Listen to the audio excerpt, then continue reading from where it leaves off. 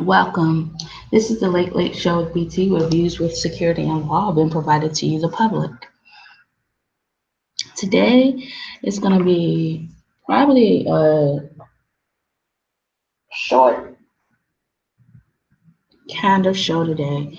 Well, we'll see because I'm catching up with information that's sent to me by email with um, that's United Nations related, and we're gonna catch up on some information that was sent by Backstage. So Backstage is a periodical that is geared towards those artists that are seeking to get into the industry, or the artists that are already in the industry, working artists in the industry. So we're gonna catch up on Backstage and the UN, the United Nations newsletter. And that's because we are a United Nations friendly show. And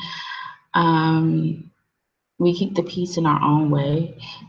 As I was mentioned before, I was blessed to have, you know, my own insight when it comes to letters. And I find that if people stay in order and stay with peace with letters, that it becomes an effortless thing to stay united. I think that sometimes we get caught up in all of the complications and complexities of having a nation and how a nation is run and how they vary in terms of laws. But if you focus on some key basics with regards to its order and its organization, that things such as peace and unity will be a little bit more effortless. So we're going to start with the United Nations, and then we'll go to Backstage.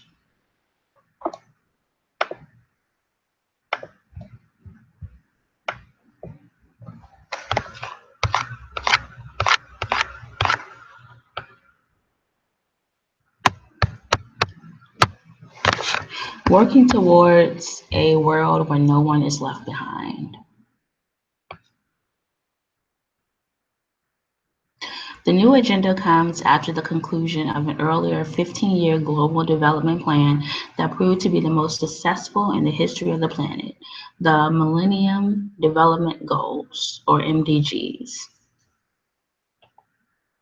So as you know, we have a new Secretary General. The Secretary General is Ban Ki-moon.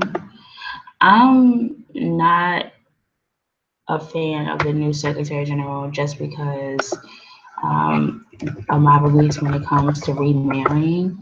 And if I'm not mistaken, he lost his first wife and he remarried. So, and I think that he had children from his first wife.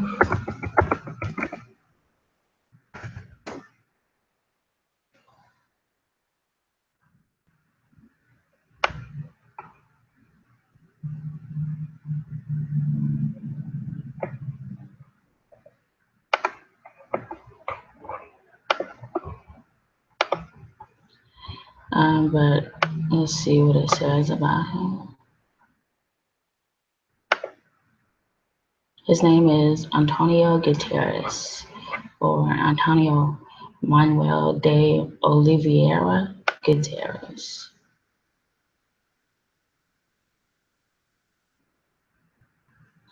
He's the 9th Secretary General of the United States. So he's preceded by Ban Ki-moon. And he just came into office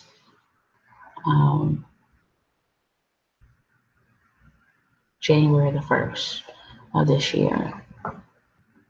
So because of what I'm going through, and I'm pretty certain it's not just me, but when it comes to supporting businesses, when it comes to supporting politicians, I found that I have to consider what's been put in my life.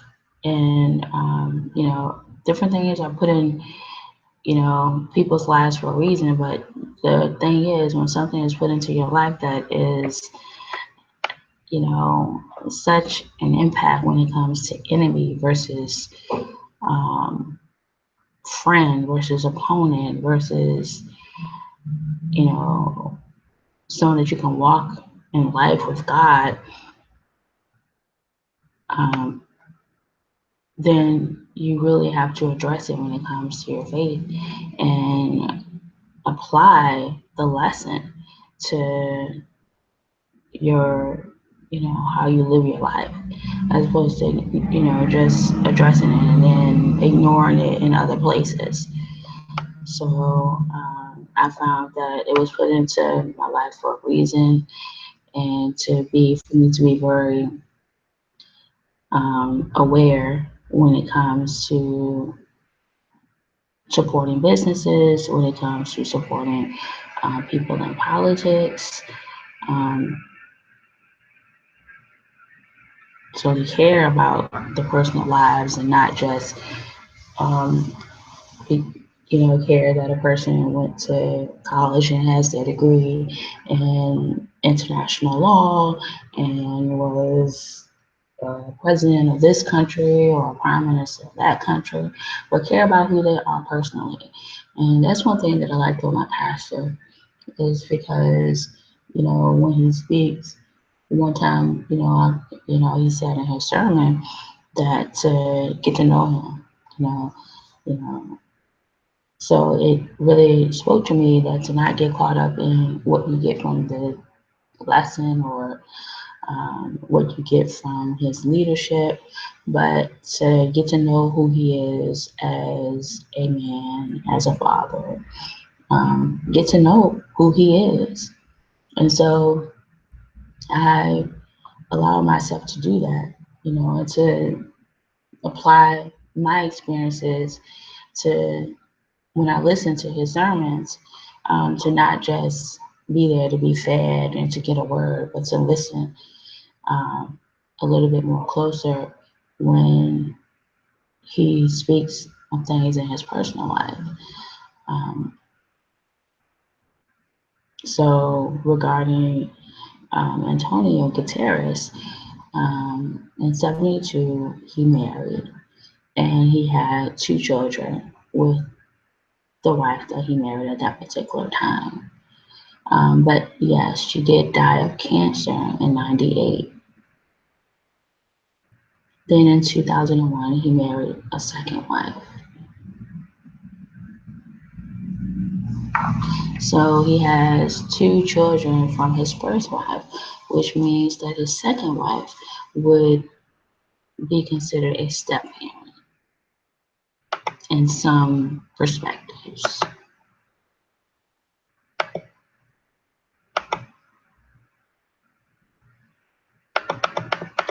Now, some people feel some kind of way when the parent passes, and some don't. It's still a step parent. His second wife is still a step parent to 2 children. And, that step parenting and its relationship to parents and its relationships to one of the 10 commandments was put into my life for a reason, and I don't want to ignore it. I don't want to ignore it. And I would prefer that we didn't have to address that, when it comes to our Secretary General. So we didn't have to do that with Ban Ki-moon, because Ban Ki-moon was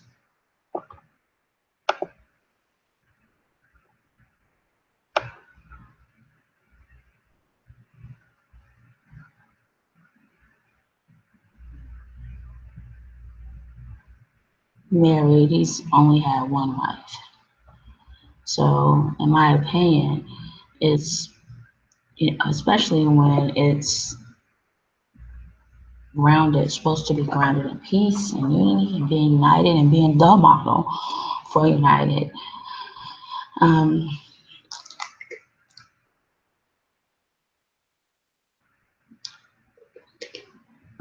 I think that it's important to not have the public have to go through what it goes through when there's a second wife or when there's a second husband or when there's a wife and there wasn't. It's the first wife, but it's the wife to a man with kids from a different relationship, or it's the husband to a woman from kids from a different relationship. I just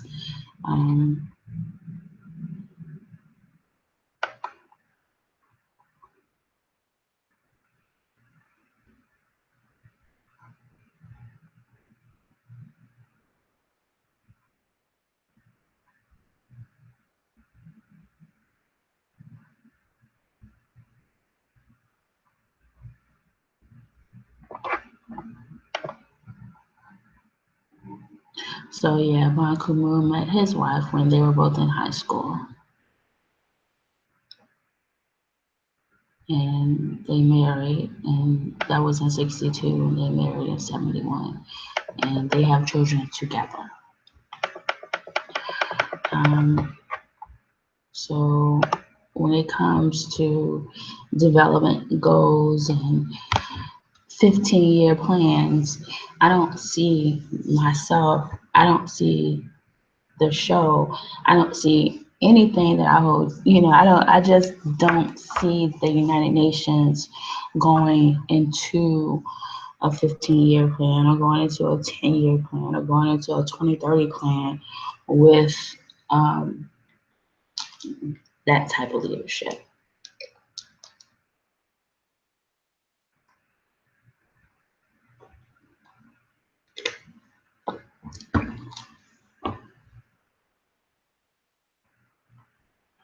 But I do see, there's a lot of other ways to get into relationships. And yes, I happen to not have any kids. So going into a relationship or getting into a relationship, it makes it difficult because of my experience with step parenting to choose someone that already has kids. But parenting can be very complex when it comes to the Bible, and a lot of times as parents, you have to, open yourself up to the village. When the biblical references when it comes to parenting, and are they yours? Or did you surrogate a child, or did you surrogate a couple of kids? And how that makes it different when it comes to honoring thy mother or honoring thy father.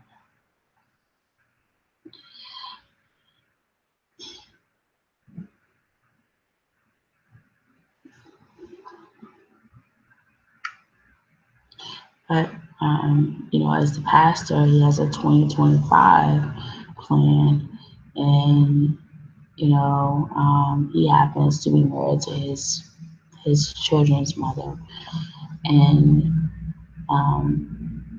so it makes it easier and simpler to be able to support going into a lengthier plan with that.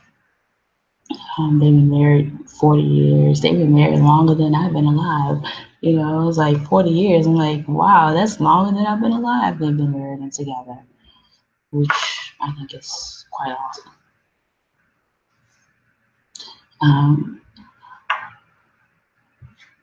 So I'm not saying that I would have better supported Antonio Guterres if he was just acting as a widow without a wife. But I probably would. I think in those situations, you are not to remarry, but with your wife, and you're still alive. And that's how I feel about that. So I just think that when we choose a Secretary General, that we should choose, that which has peace in all things, that which has peace and unity, especially when it comes to parenting and creation.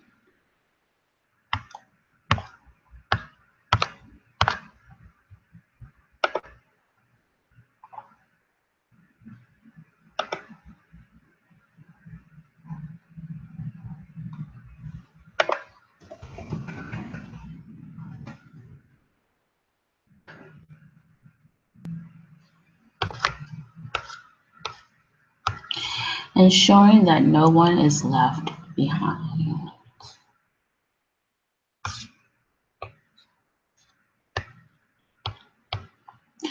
So I think about my life and, being out of school for 17 years and being a caregiver for longer than that, because it took up some of my high school time, but for the most part, it's about the same amount of time. And I think about where I'm at now, and the challenges that I have when it comes to employment, the challenges that I have when it comes to weight, and I ask myself, did I get left behind? When other people have moved on, that, graduated with me. Just recently had a 20th year reunion, which was last year. We had our 20th reunion, that have successful lives in different states and, moving up in their careers. And I'm 17 years out of school. I'm going back to school for a second degree just to live a life that I see, that I didn't see when I was in high school. I didn't see myself as a public person. That wasn't in my mind. I saw myself as a very private person doing public, but the work that I was doing, reached the public. But, I didn't see myself as a public person doing it.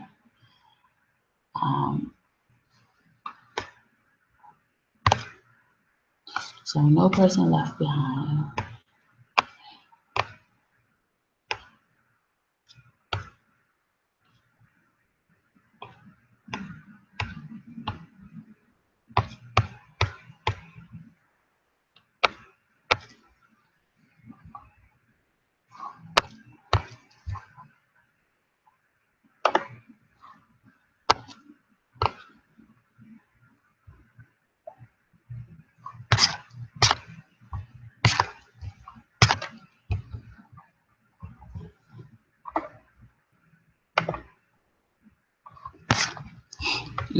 Sometimes I think about the wars and fighting and how it makes some people don't believe that peace exists, that united exists, because why would there be, why would we see so much fighting? Why would we see so much of this? And I just think that it could be so much different because, when it comes to letters, if organizations and people just order themselves with the peace that letters bring, it would be so much different. But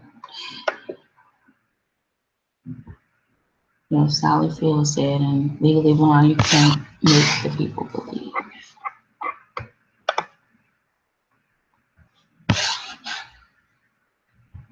You can't make the people believe.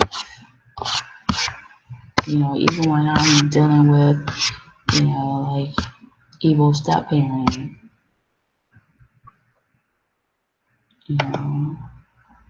like in the stepfather, removing the stepfather, even when I'm addressing that in my own life, I still believe in united, and I still believe in peace. I want on May 10th, I want that peace to overcome the disorder that, that type of step parenting, that type of offender, rather, and has attempted to put in my life.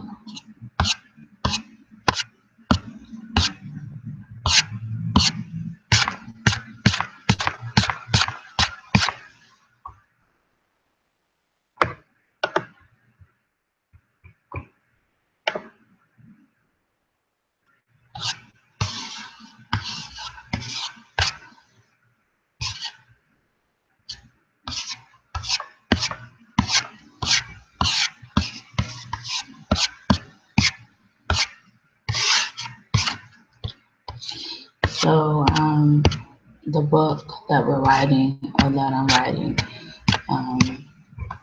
is going to be very United Nations friendly. And when I say United Nations friendly, that means that anybody, whether you are a self-professed Christian, I'm pretty sure that even if you don't a Christian, that you kind of know who or what the Bible is, could pick it up and relate to what's being written in it, about this or about that. Because I'm applying it to a lot of different things in life.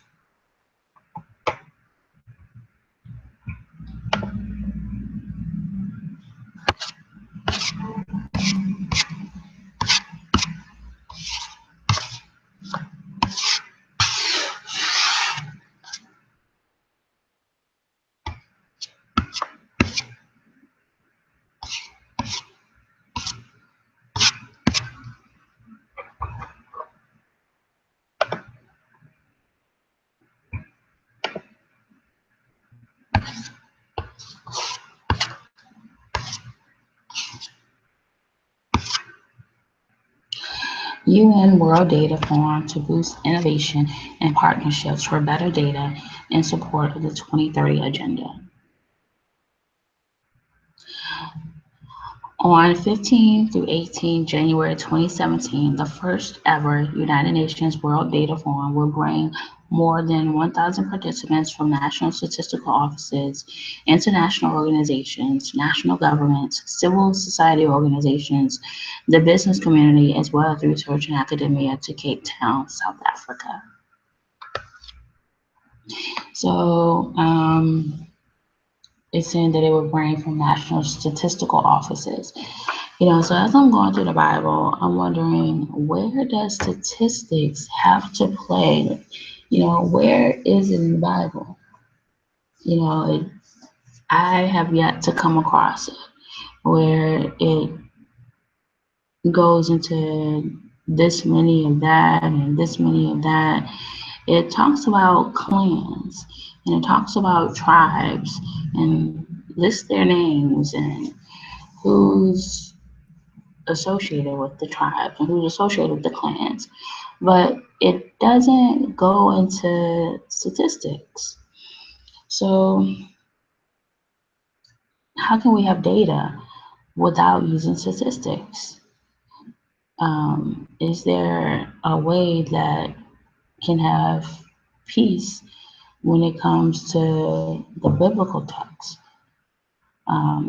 that can bring about a similar result that statisticians hope to gain from using statistics? Or is a statistician one of those roles that is that goes with the devil or that goes with the demons. It's just something to think about. You know, what roles, are in the Bible that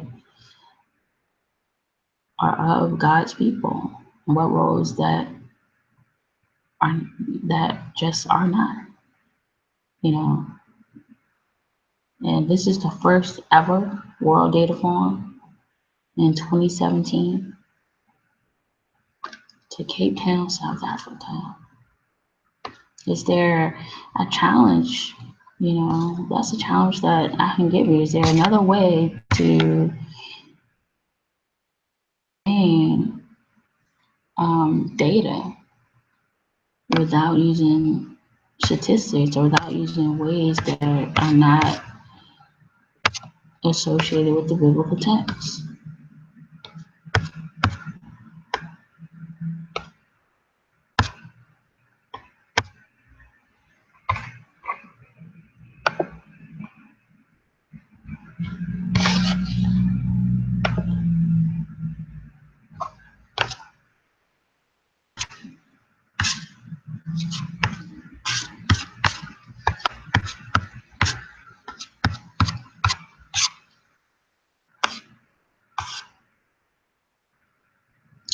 UN Forum sets landmark target to increase world's forest by 120 million hectares by 2030.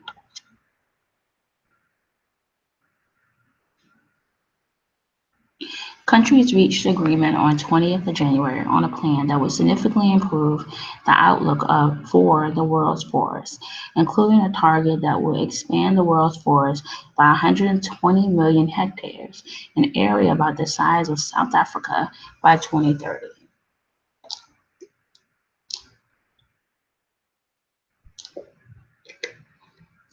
So, helping in the big picture, when it comes to the world's forests, means that you have to be willing to help when it comes to the little picture. The little pictures that may have an impact, and that could be an address, like unfortunately, where a lot of this, so a lot of,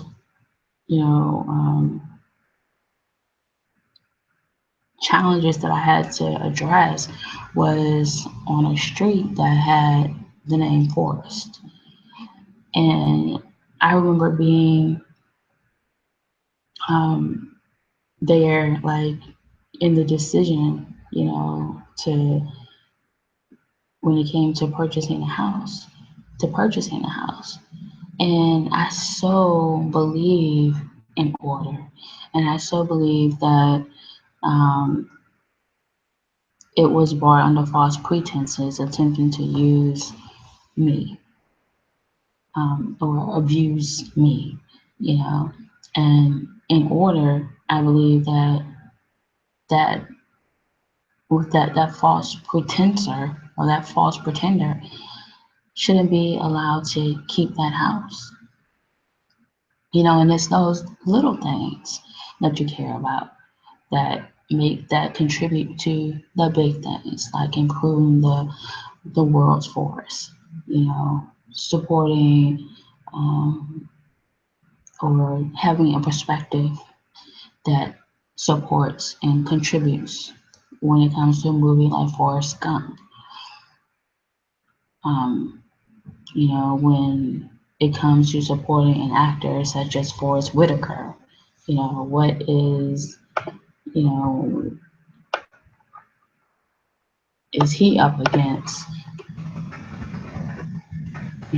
being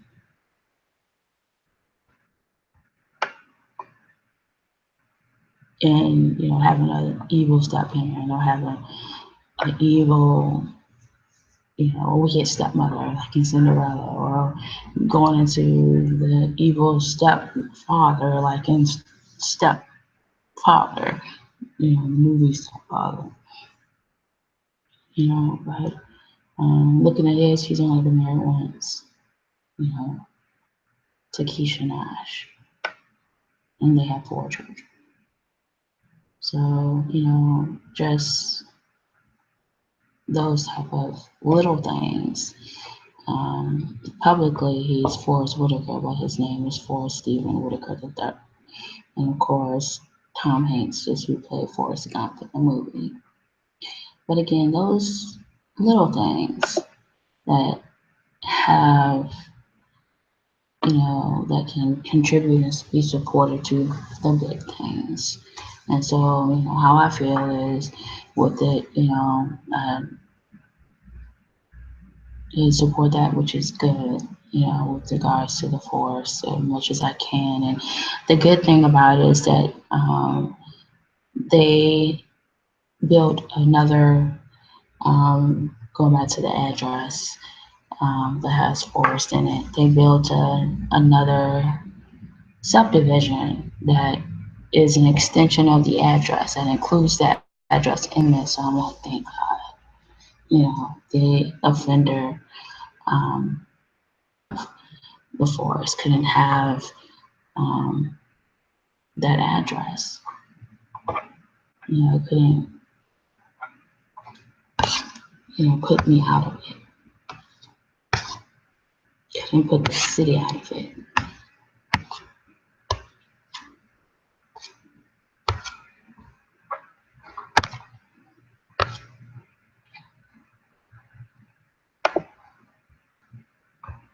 But it would still be awesome and of order if the offender is put out of it.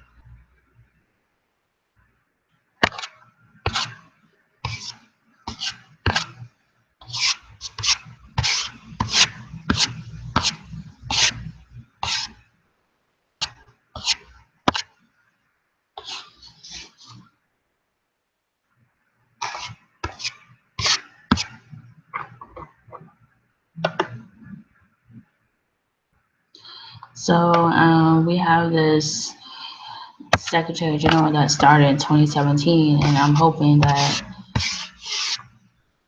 you know, it doesn't last very long. I'm going to do what I can to support a different Secretary General. And I encourage you to do what you can.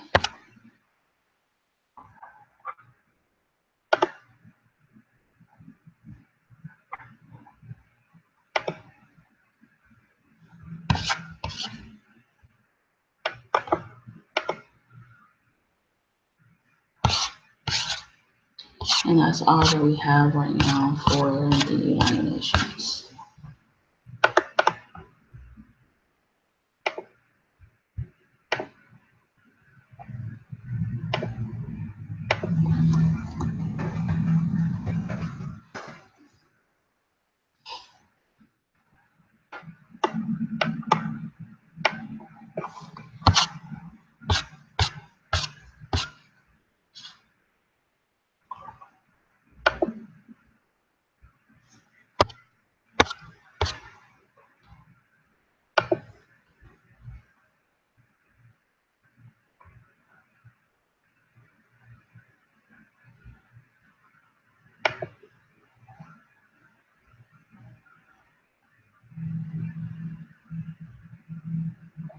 But the weird thing is, it's not really weird.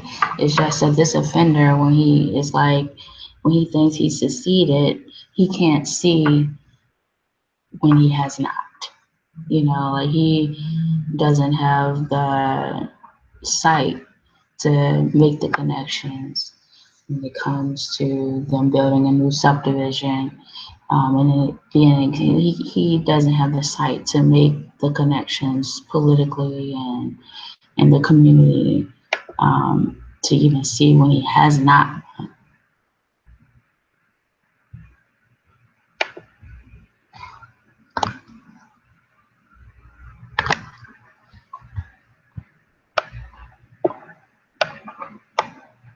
And I guess in a way it's good because, he's in his room with the door closed, you know, rubbing his hands together, you know, to the idea that he won. So I guess in a way that is good because then he stops, trying to win. The offender stops trying to win when the offender thinks that,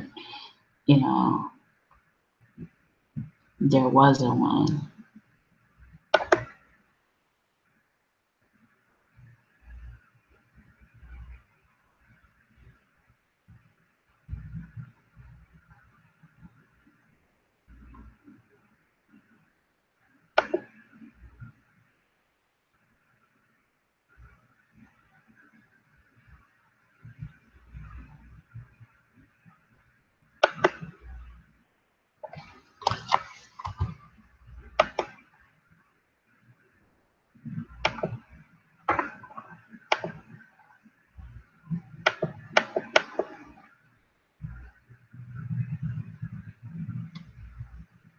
So now I'm trying to go into Backstage and what they sent with regards to Backstage to see if I can share with you some Backstage info. And there's always that element of Backstage where you don't get to, that where because when you go see a show, you only know what's happening on stage. You hardly ever get to know what's happening backstage. And so I'm wondering if Backstage is seeking to serve for that type of news where it's sharing the information that's happening backstage, what you couldn't get,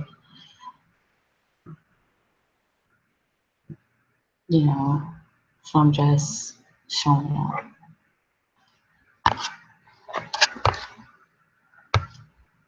The Big Short. So this is Thank You for Nominating The Big Short for Outstanding Performance by a Cast in a Motion Picture and Outstanding Performance by a Male in a Supporting Role. So I happen, it's our pleasure to let you know the DVDs of The Big Short were shipped to each voting member of SAG-AFTRA in good standing at the end of December. If you'd like to experience The Big Short in a theater, check out our information page for SAG-AFTRA members, where you can get up to the minute information on screenings across the country, as well as information about SAG eMovie Cash, which provides downloadable free tickets for you and the guests to see the movie and participating theaters. So I did get the chance to see The Big Short because,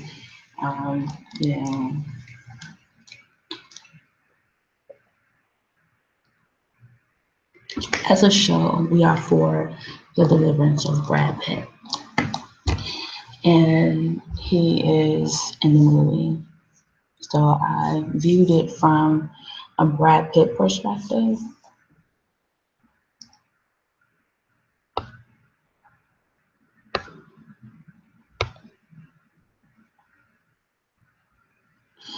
Carol Burnett, the beloved funny lady, is still going strong with a SAG Life Achievement Award to boot.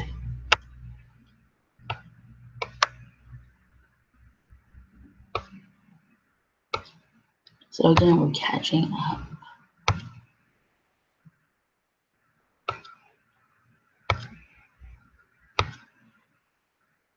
Let's bump up the spotlight.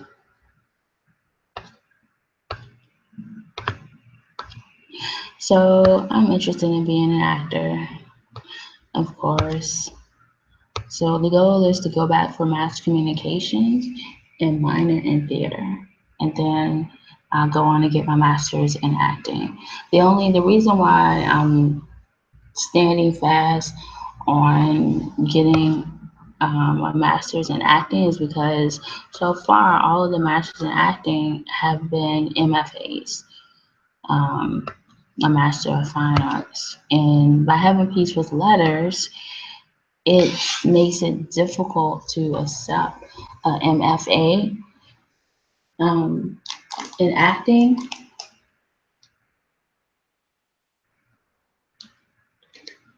So I'm going to try to act while I'm doing my mass communications degree. And hopefully it'll work itself out. But, you know, who I am with letters, it makes it difficult to accept an MFA in acting, and I have to share that because it does. It seems like that it will be a master's in acting versus a master of arts, as opposed to a master of fine arts. And I don't know if a master of arts program exists, you know, when it comes to acting. And if it does exist, where does it? Backstage 5 by Benjamin Lindsay.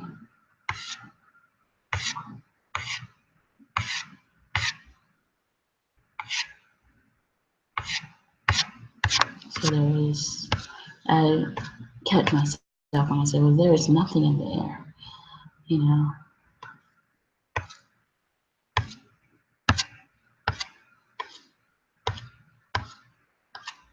So it's a profession that the only thing about it is that I started, you know, when I do security and law, it makes me feel sometimes that a lot of the actors, they just do their job and they don't really go in depth with what the story is or what the point is. Because a lot of times, you know, it's like they don't know. You know, it is just a job, and sometimes the director doesn't know. Sometimes the writer doesn't know why it's important or where it's going on, or they just know they had the inspiration. It was given. It was the inspiration was dropped on them.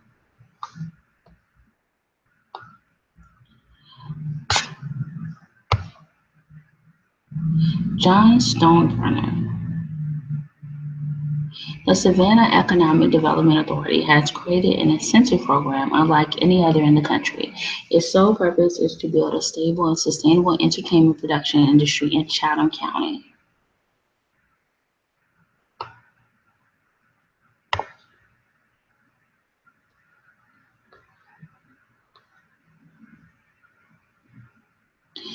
Hollywood producer and Savannah native led a committee that included local industry professionals to identify the area's strengths and barriers to building a sustainable industry in the region.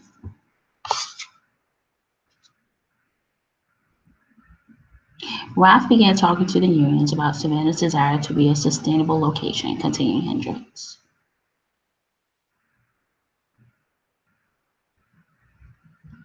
Singleton quickly saw the focus point of the incentive program, as productions were incurring high costs for crew members because they had to hire from out of town.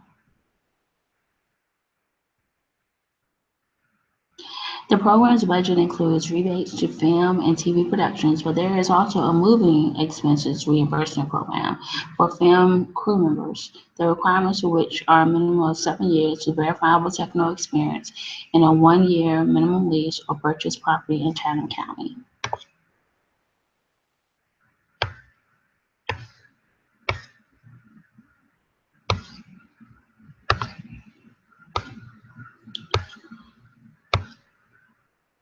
So Savannah, that's Savannah, Georgia. You know, it would be nice to be able to move somewhere, but you know, I had to accept that my mom being in a nursing home right now, that it's best for me to try to feel out who I am, where I am.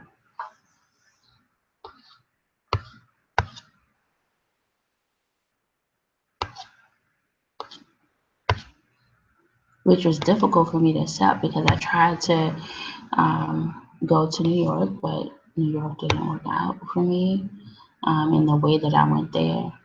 Um, and I was reading the Bible, and it's like, okay, well, I guess if I were to go there this time, I have to take a traveling bag and money.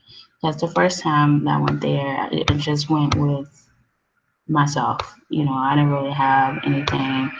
Um, and I lost everything that I did have there. So I basically had to start over. So it was like I didn't take anything. I had a bag and that dropped. It was not the best experience. You know, um,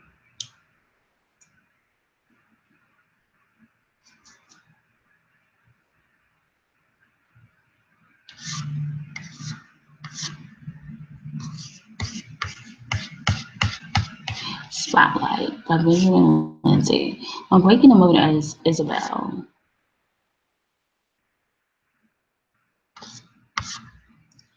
Well, if I had to play an Isabel with an L-E, Isabella,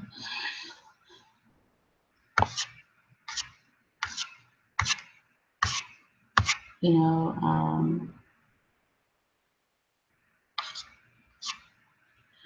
I would definitely try to be strong in and not just the character's ID, but my own ID, so I can actually contribute to Isabella, the name Isabella, and those who have the name Isabella, so that whatever the character is going through in that particular film or that particular um, theater show, that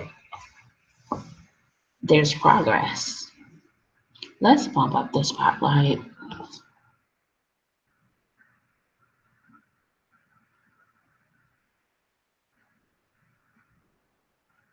It's a man's game, Burnett remembers being told by the Supes.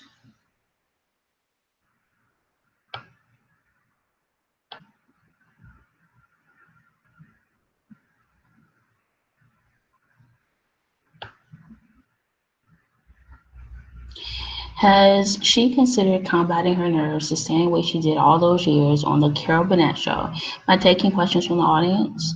She's delighted by the suggestion.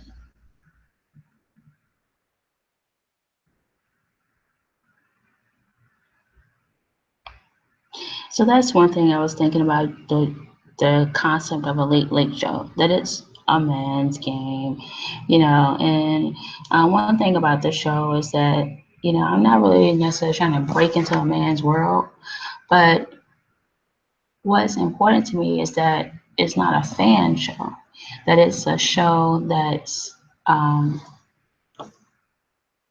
that's industry relatable. Burnett remembers auditioning for the original production of Richard Rodgers and Oscar Hammerstein's Pipe Dream, having taken codeine to battle a cold, and that's all she remembers. I remember going back to the rehearsal club and crawling up the stairs, but that was terrible. But there's one thing that helped me a lot when I was auditioning and didn't get a part. That's what I feel like now about applying to this job, and like I'm not getting a part. Like I'm not getting a part in life a little bit. I just gotta, I gotta get encore, so I have to get like my encore. But going back to Mark's, and you have to have a fire in the belly. So this is written by Mark Pepper. And you have to have a fire in the belly.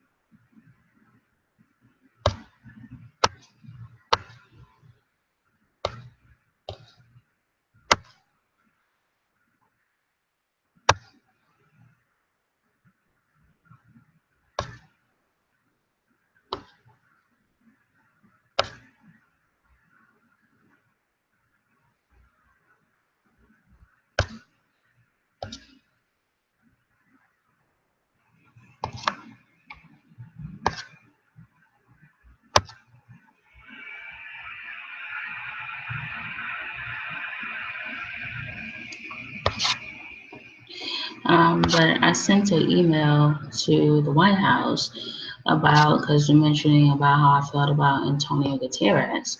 And it's kind of like they're similar, where even though Donald Trump is on his third wife and Antonio is on his second wife, um, the similarity is that neither of them went into the role of stepfather because, well, it's not listed that his second wife had any children prior to um, marrying him.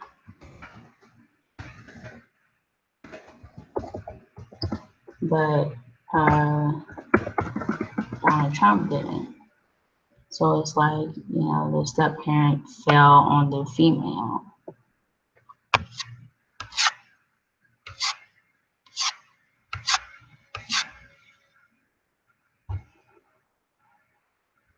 Yeah, it's not listed as anything that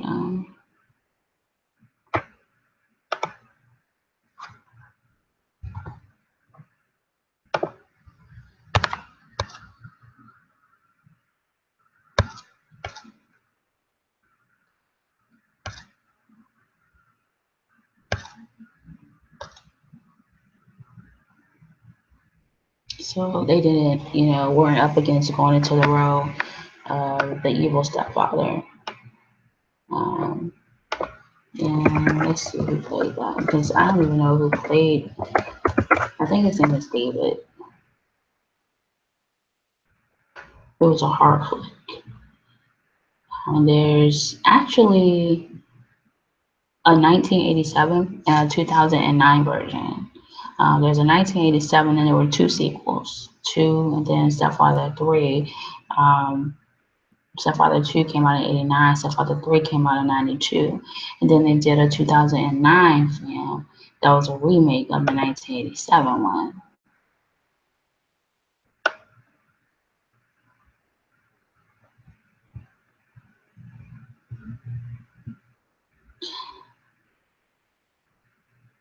So Terry O'Quinn is the one that played the evil character in the 1987 film, and he played it in the sequel, Stepfather 2, and Stepfather 3 in 92.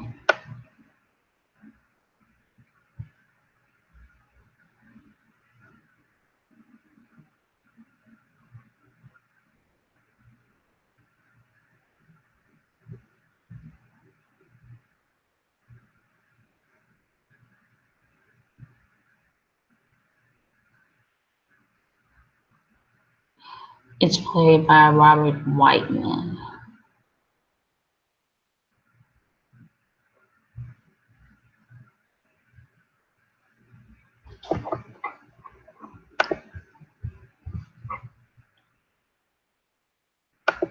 And then 2009,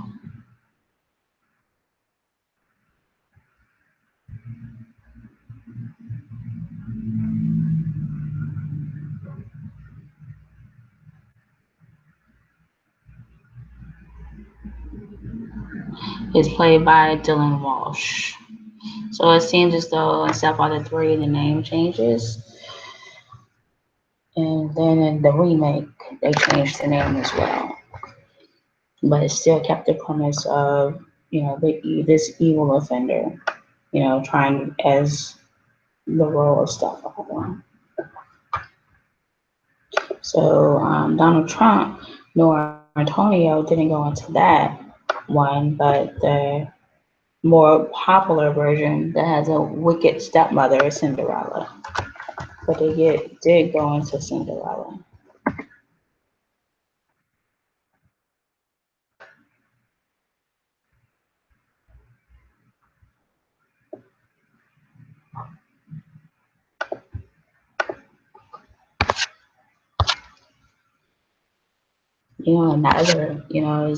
Neither one of them is right, or peaceful to us.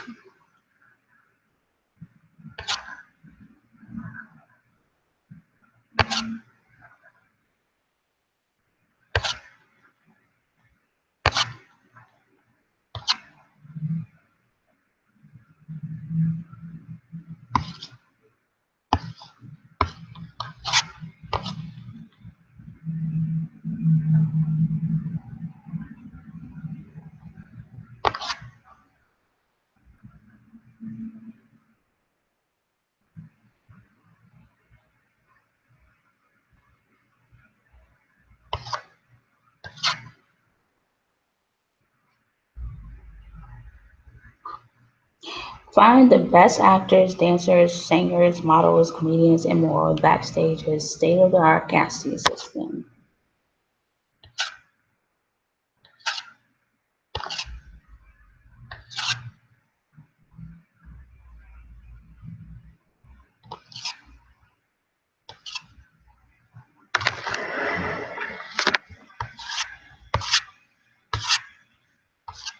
I think there's been stories of people that, went out for a posting and that's how they, by using Backstage. No, I just haven't had that experience.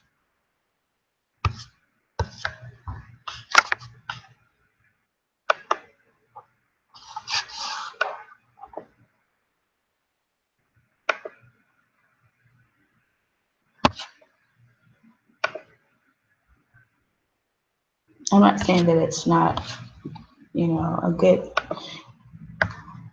system to have,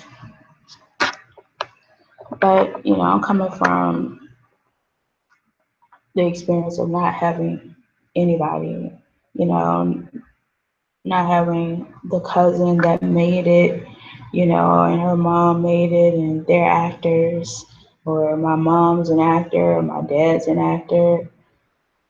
Um, so I'm coming from, just having to be on my own merit. Like that's who I have to find because that's the only thing that I would have because I couldn't, you know, um, behind the scenes at Hamilton. I can't use a mom or a dad or a cousin, that made it act. The Blackish star has been working consistently for years, but she still auditions for every role she wants. You know, and I realized that even applying for a master's in acting is difficult. It's very competitive because they're looking to see what you've done thus far. So then they go into you as a master's in acting.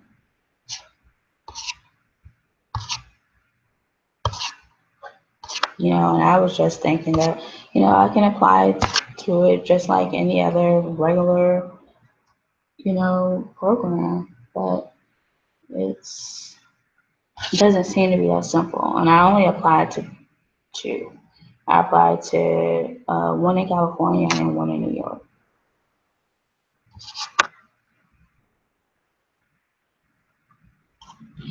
She plays Bauman family matriarch Katie, wife of Will, in the beating heart of a family torn apart in this buzzy sci-fi thriller from Ryan Condal and Carlton Cuse by Benjamin Lindsay.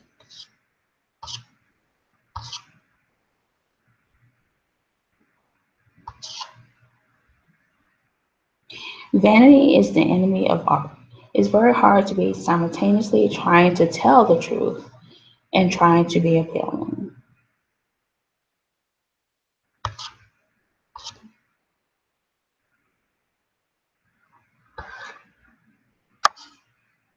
Well, I wouldn't call vanity my enemy.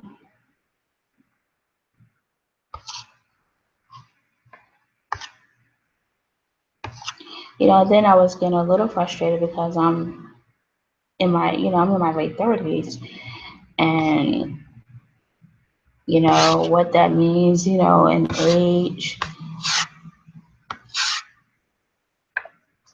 So by Benjamin Lindsay, The Revenant and The Martian were the two big winners at the 73rd Annual Golden Globe Awards hosted by Ricky Gervais, January the 10th, with the former taking home Best Motion Picture Drama, Best Actor in a Motion Picture Drama for Leonardo DiCaprio, and Best Director for Alejandro Gonzalez Iñárritu, and the latter Best Motion Picture Comedy and Best Actor in a Motion Picture for Matt Damon.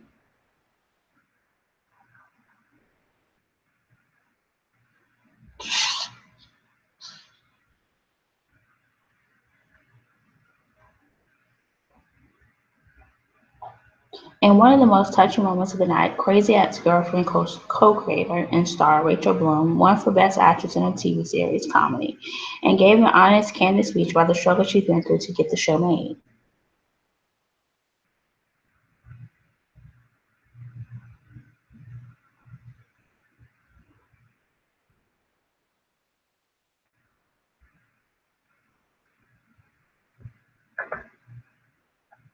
Another surprise in TV was Lady Gaga's win for Best Actress in a Limited Series or TV Movie for her very vampire matriarch, The Countess, in Ryan Murphy's American Horror Story Hotel.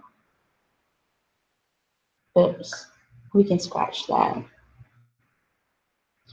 What I'm what is in here is Gael Garcia Bernal won Best Actor in a TV series for Amazon's Mozart in the Jungle, which also won Best TV Series. Maura Tierney earned the Best Supporting Actress award for her work on Showtime's The Affair. Christian Slater won Best Supporting Actor for the hit U.S. drama Mr. Robot, which also nabbed Best TV Series. And Jon Hamm won Best Actor in a TV series for the final season of AMC's Mad Men. And yes, I would care to, it's like I need to come out just smoking, winning awards, you know, like really doing it up.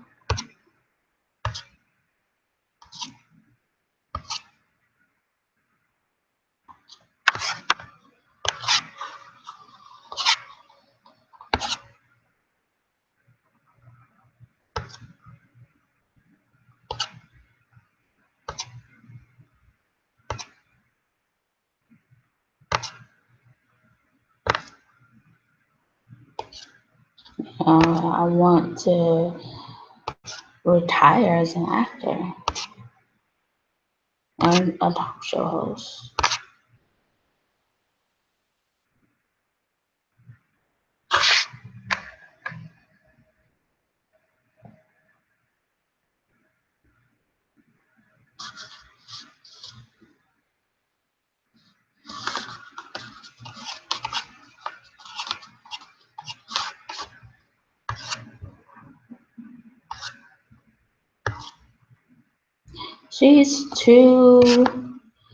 Tracee Ellis Ross doesn't rest on her laurels. She's too busy working.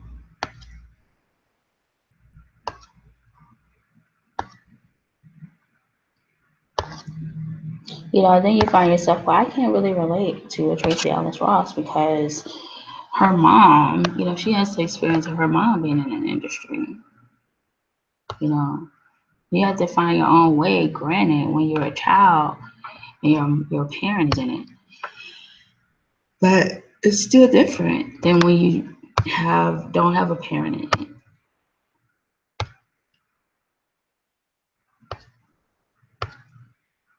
That's one thing that I noticed with Brad Pitt, because I mentioned that we are for Brad Pitt, but the two also that were oppressing him were two, who were actresses whose parents were in the industry as well. Because Jennifer Aniston's father played on a soap opera, and Angelina Jolie's father is Jon Voight.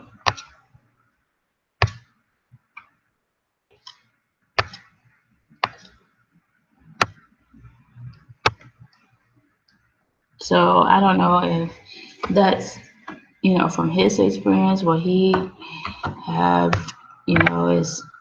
is getting that there's a little oppression in the industry from actors or actresses whose parents are, have been or were or still is actors and actresses in the industry versus those who, like Brad Pitt, his parents were not actors.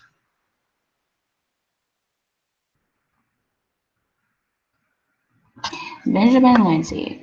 One look at Bernard Telsey's resume, and there's little wonder why he's a recipient of this year's Hoyt Bowers Award, given annually by the Casting Society of America's RDO's Awards in remembrance of Bowers, the late casting director.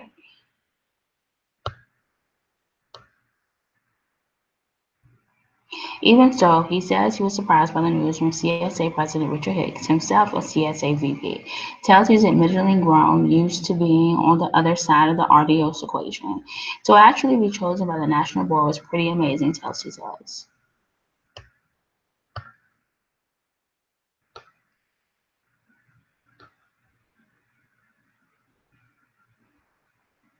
The 1996 premiere of Rent became the company's first major claim to fame, and as they say, the rest is history.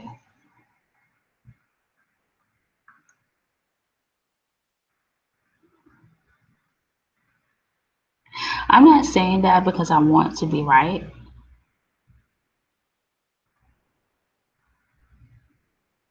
Rosemary DeWitt, for instance, was a favorite off-Broadway actor of Telsey's before he brought her to them to read for the titular bride and Rachel getting married.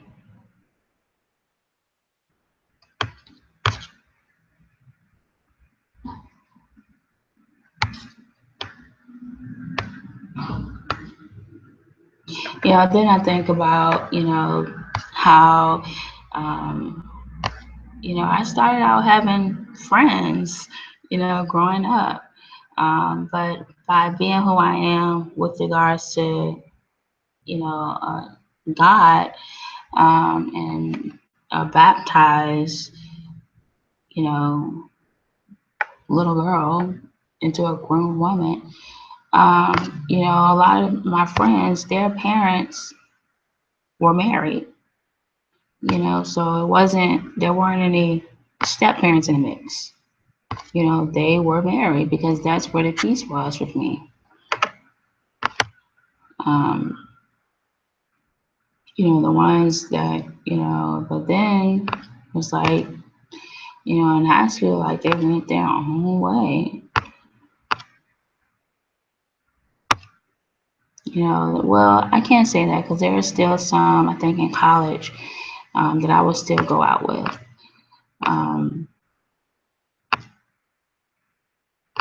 So I can't say they went their own way, but I get now that was the makeup, and they probably never questioned, why my makeup was different, but then, before I finished college, they went their own way, and haven't really connected since, and so I just wonder now, going back to school or getting into the industry, will I be able to, have friends and, that, because it seems, and can I survive in the industry without friends and with just having associates that, you did this with or you did that with, or, and do you have to like have the person's number? Because I'm not good with that. I'm not good with, keeping a person's number and calling them on a regular basis and seeing how they're doing.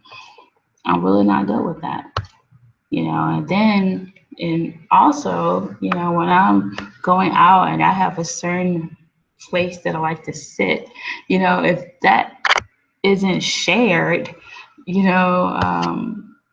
may seem like, I'm off to myself or I'm off to the side, but I have, certain places that a certain way I like to be seated. And it's not even about being anti.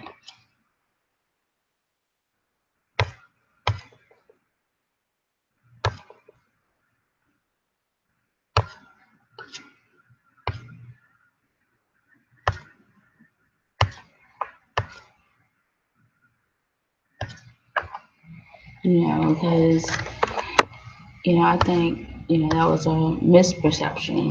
I mean, being antisocial, and there's just certain things that I like, like being seated or, just by having a security experience, I don't take anything for granted.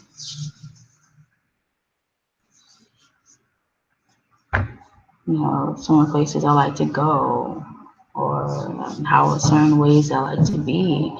And I'm willing to share those, but it doesn't seem like it'd be a situation where I will tell a person that this is why I'm seated here, this is why I'm going here, this is why I'm wearing this, this is why I'm not wearing that.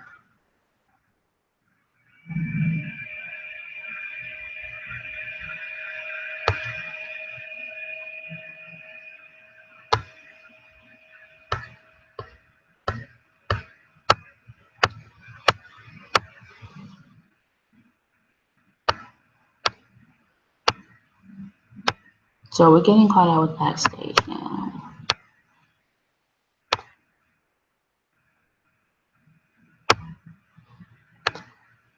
Trumbo.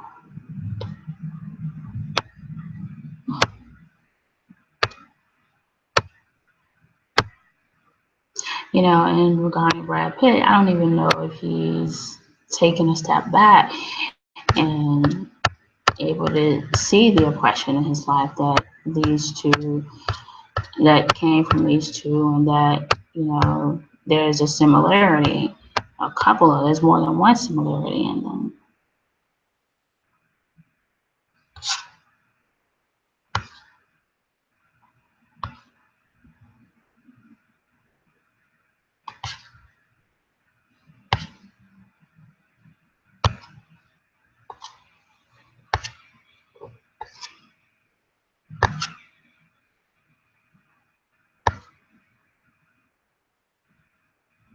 So again, I'm looking for a master's program that issues a Master of Arts as opposed to a Master of Fine Arts in acting.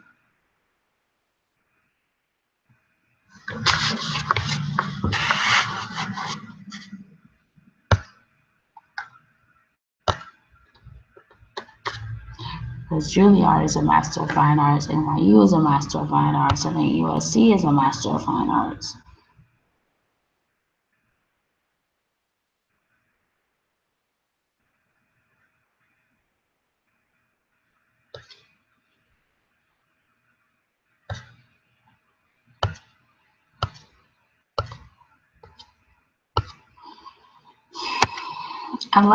What I like about acting is that you're able to contribute to something that's bigger than you. It's a character, and it has to be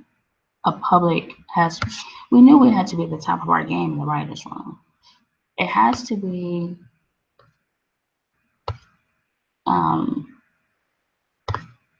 something that has public relevancy, or else it wouldn't be out there publicly.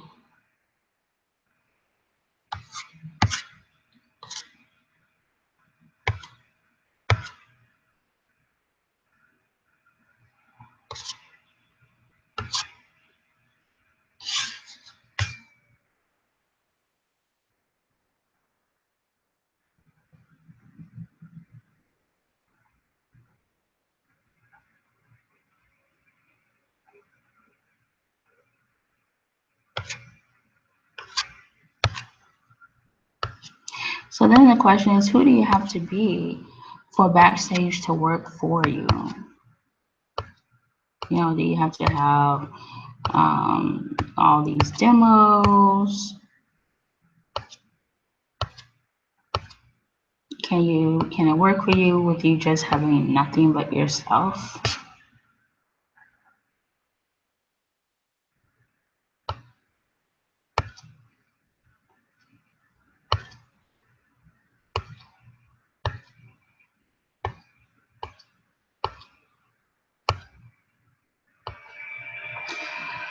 You know, but looking over Brad Pitt's life, it makes me think like there's a certain oppression in the industry, and then how do you bypass that?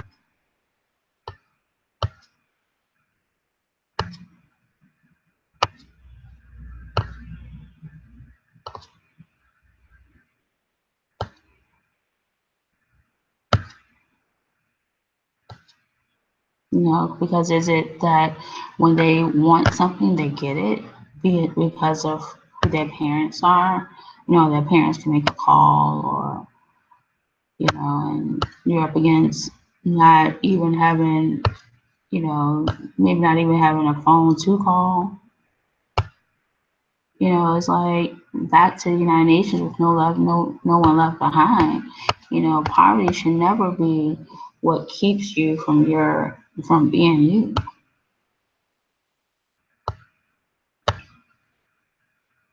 So I mentioned a little bit about Encore. You know, so I started thinking about that because, you know, am I doing it again? You know, and if I am, what am I doing again? you know, and how do I do whatever I did over again, you know, that was pleasing in God's eyes, that was pleasing in God's sight, that I could show up again and find myself again, find the goals again, you know, and just find it again. You know, what and how.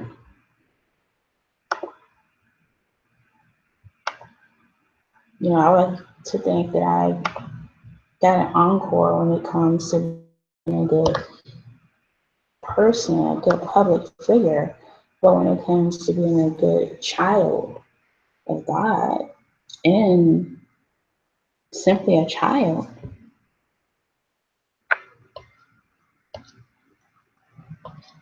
you know, that I actually got a good job, you know, in encore. And why not again?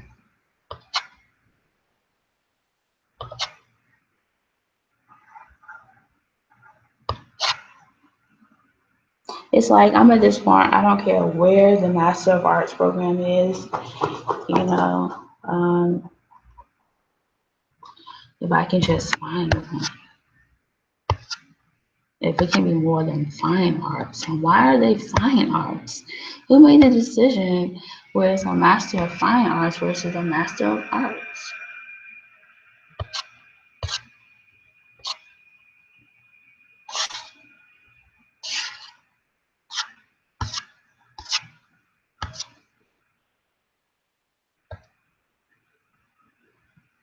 Yeah, then I was thinking, you know, I guess not in the cards for me to work with. You know, like I can do this show, I can write a book, you know, by being in state United Nations friendly. But it's like not, if I'm supposed to be in this area and there's no United Nations here, then how is that possible for me to work for the United Nations? And I did see that this school, this university has something with the United Nations. Um, so I'm going to look more into that. The Big Short wins big at PGA Awards.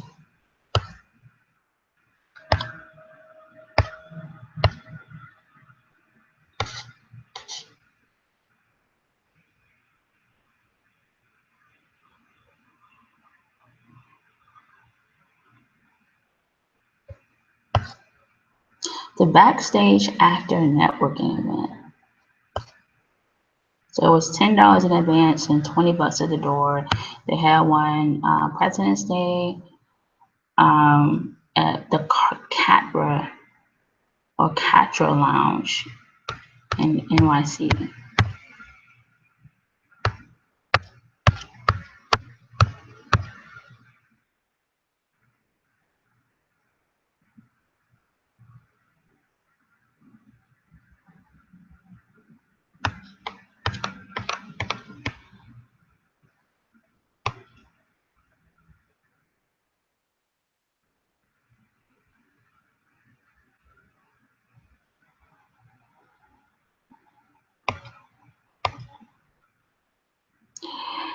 Sherry Song.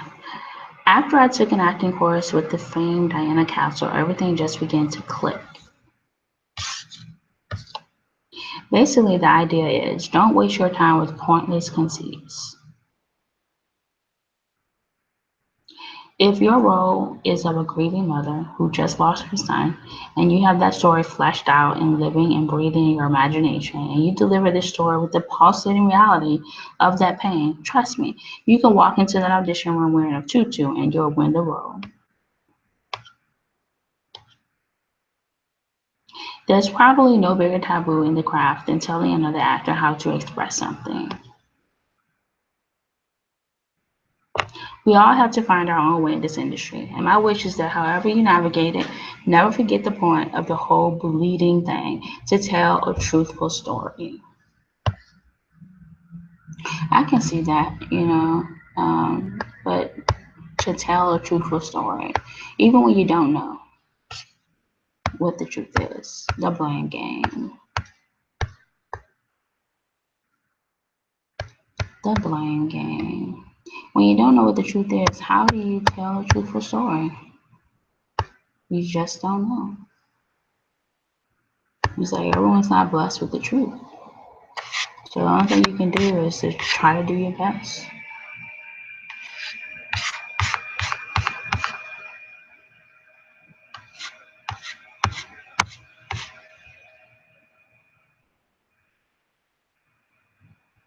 Benjamin Lindsay. Now that I understand my type, I am on the lookout for roles that call for a gay, snarky assistant, a trendy downtown bartender, or something to that effect. But I keep an open mind. Yeah, I think it's important to know your type.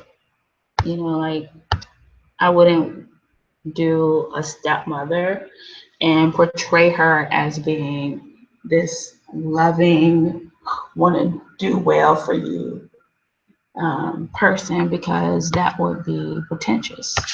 And I wouldn't want to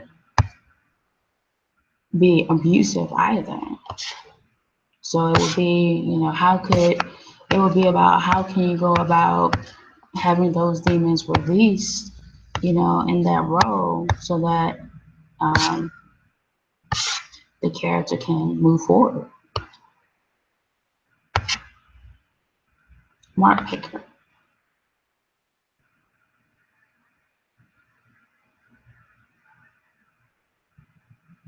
And her fan base is only growing since the premiere of her musical comedy, Count the Hollywood Foreign Press Association among the Besotted. They awarded her Best Actress in a Comedy at the Golden Globes earlier this month for her performance as Rebecca Bunch, a high-powered Manhattan lawyer who runs into an old boyfriend on the street, promptly throws out her meds, and impulsively follows him across the country to his home in West Covina, California. The project first began taking shape after one of Bloom's videos, "If Disney Movies Were Historically Accurate," popped up on Jezebel.com, where it was seen by screenwriter Aline Brosh McKenna. In a way, McKenna and Bloom turned out to be natural collaborators, but the network told her to be sure to write a character for herself in case the series needed a name for the lead. Faced with the prospect of hiring someone else to star in her series, the NYU grad turned to McKenna and asked if the series needed to be on a network.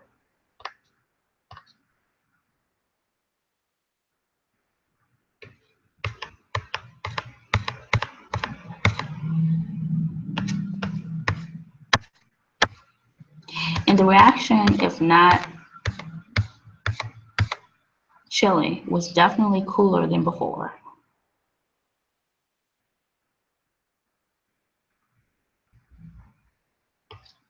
But the series looked like a non-starter until McKenna told Bloom to watch the CW's Jane the Virgin. Intrigued by the show, they agreed to try a network again, and the CW loved it, saying it might be interested in it as a special event during the off-season and would like some rewrites in a few months to turn it into an hour-long.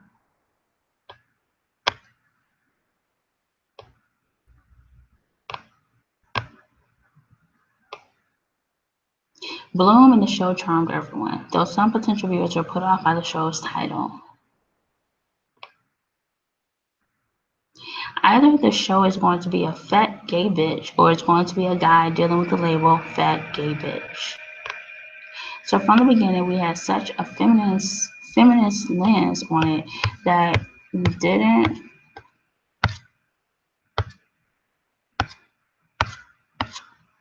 see the more obvious, which is, oh, it'll just be the thing the title is. Josh is this lovable, kind bro, and the more we've ran the show, the more we've seen that they're both emotionally stunning.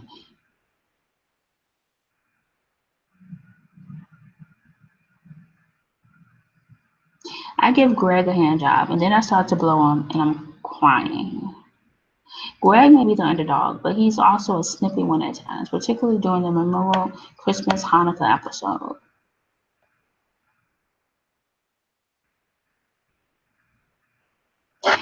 She's right. It's almost Earl, Rebecca, and Greg. She grimly determined with trying and failing to hide it under a veneer of casualness. He trying to enjoy himself and ignore the huge warning flares being shot into the sky by her behavior. But the real beauty of the scene is that it points out just how strong the show's writing is. Even without it, you know exactly who these characters are and what this world is.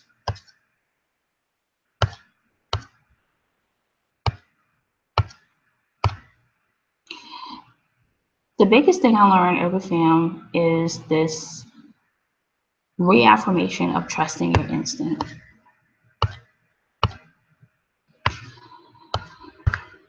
I guess that's a good thing to do, is to trust your instinct. Like my instinct, trusting my instinct when it came to appealing this case. We got 5 more days, trusting God and trusting, just really trusting without falling into doubt. I haven't, I fell into concern. I almost went into concern, but I didn't fall into doubt, because I know that whatever happens, God is with me. Just like with the subdivision, that cared for the forest, you know, it may be a situation where, it's gonna appear, what if it is a situation that appears like he won, so that the bigger picture, I can get the bigger picture and know that he didn't win.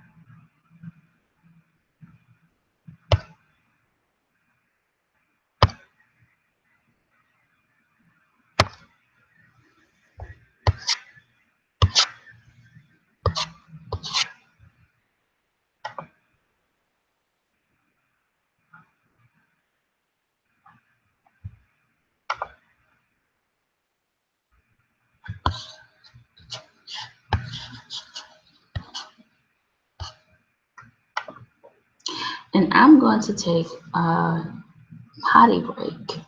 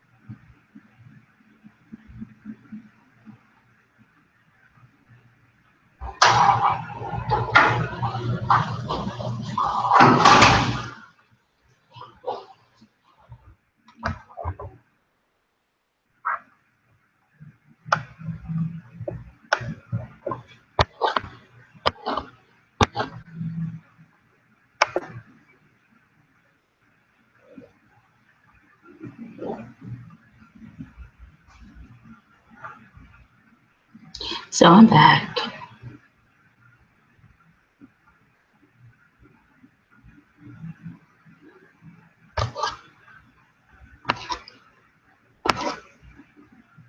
How to become a Mark Fisher ninja.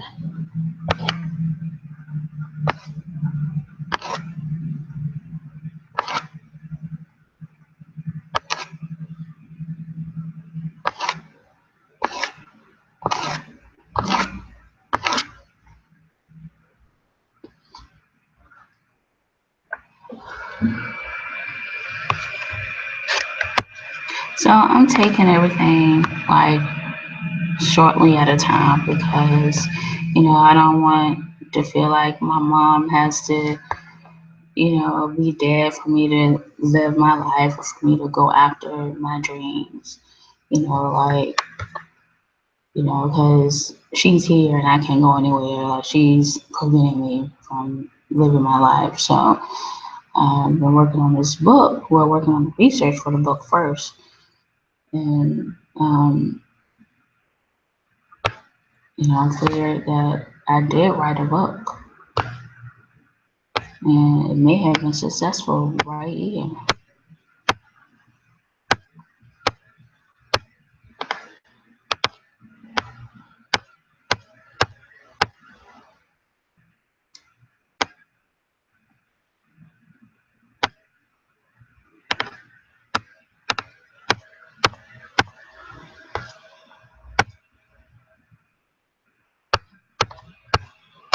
And I wonder, well, um,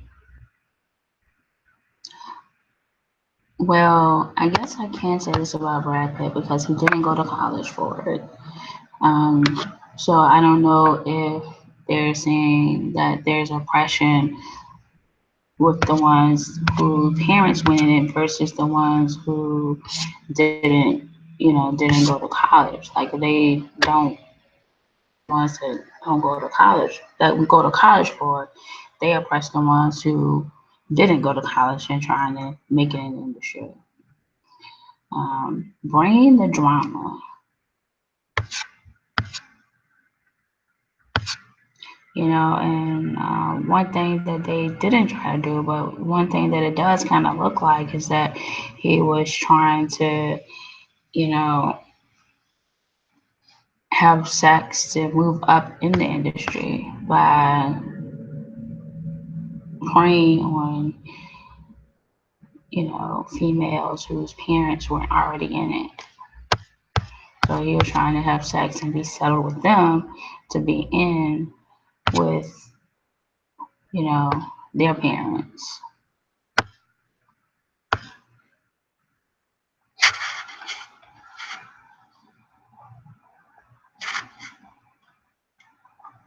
By Benjamin Lindsay. Our business is writing these truth is weirder than fiction kind of movies for the big screen.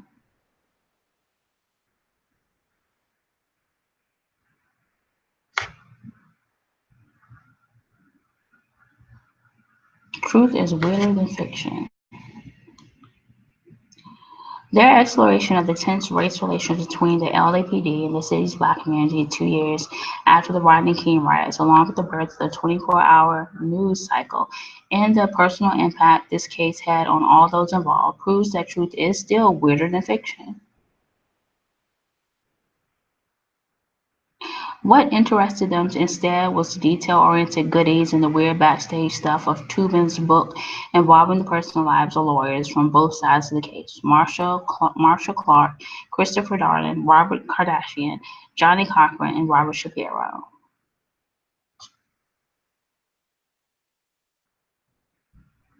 So I was wondering how these Kardashians came about. So that's how they came about, is that the Kardashians were affiliated with the O.J. Simpson case?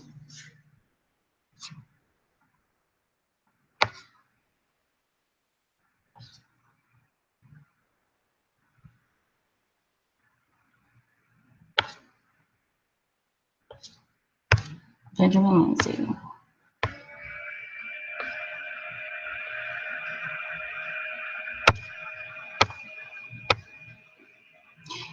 An actor has to burn inside with outer ease.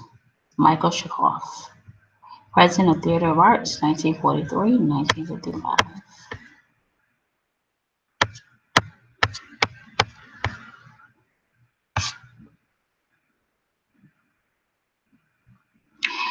In the room with Michael Cesara. I know there are those who say it's all about the content and the work, but the fact remains that the majority of self-tapes we're receiving these days are of an exceptionally high production quality.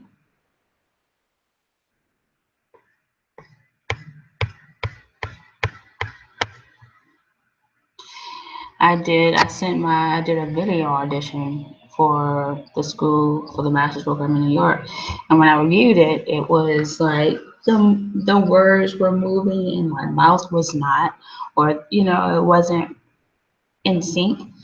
And I was thinking, but that's all that I had available to me at the time. Spotlight on Jonathan McDaniel by Benjamin Lindsay.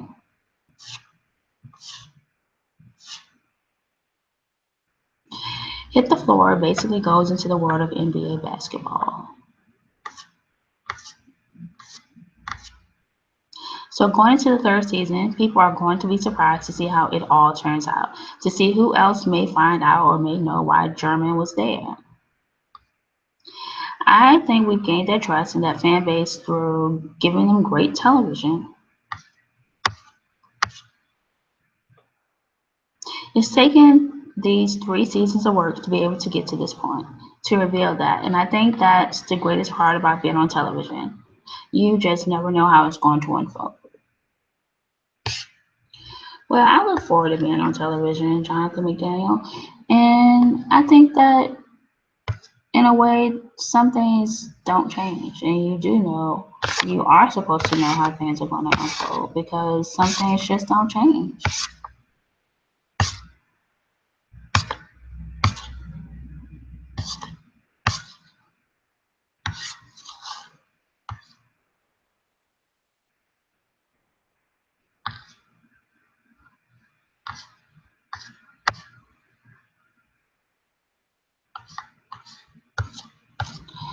Michael Barr by Benjamin Lindsay.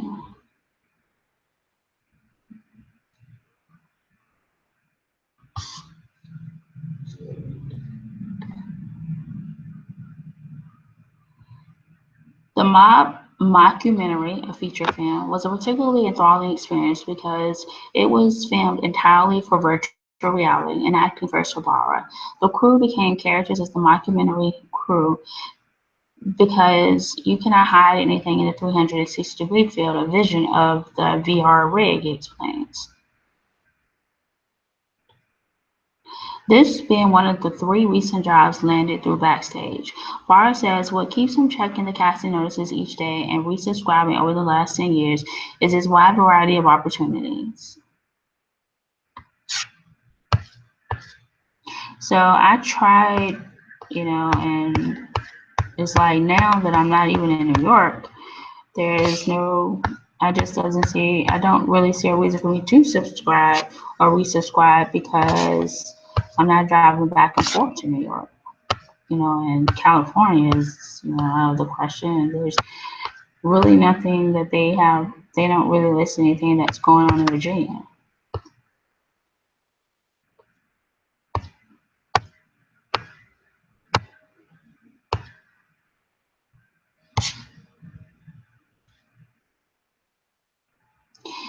Sure, it's summertime, and this is by Benjamin Lindsay.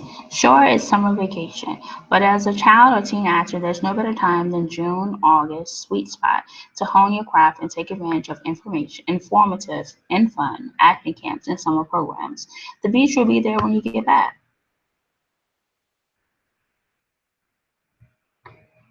such as Acting NYC.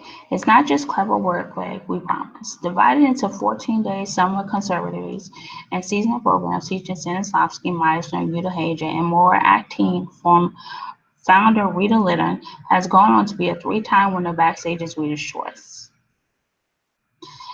The Actors Space West LA. This 2-week day camp is a hands-on baptism by fire for young film actors in the Los Angeles area. So that wouldn't be me.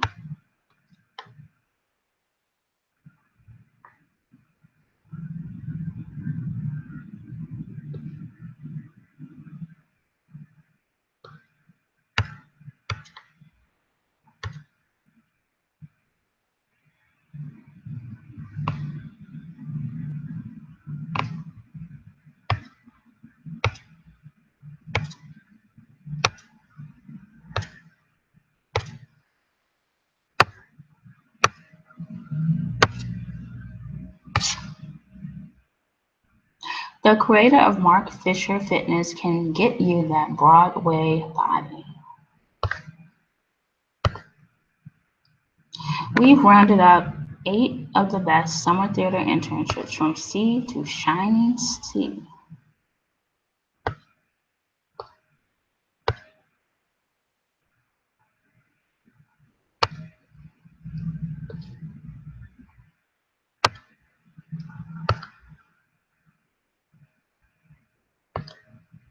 So again, like Bara, there's, Backstage shares some of its, its successes. Because it lists auditions from the New York Tri-States. And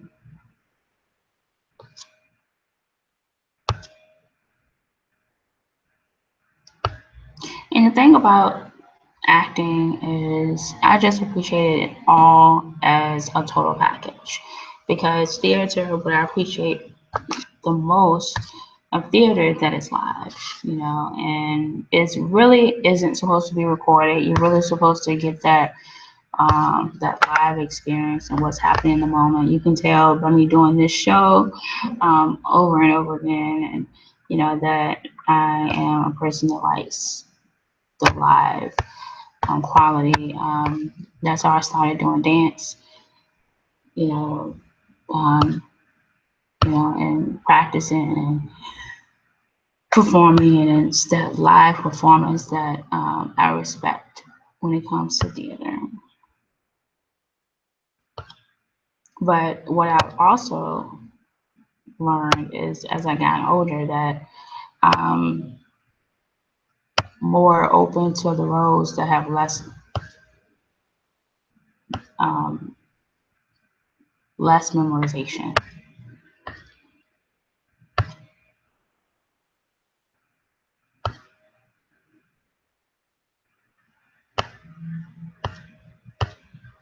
Yeah, national, regional,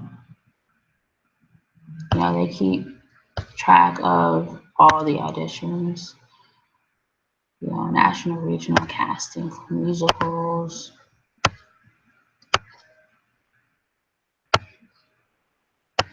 Theme parks, scripted TV. And it's like you really have to be able to travel and go to where the auditions are going to be.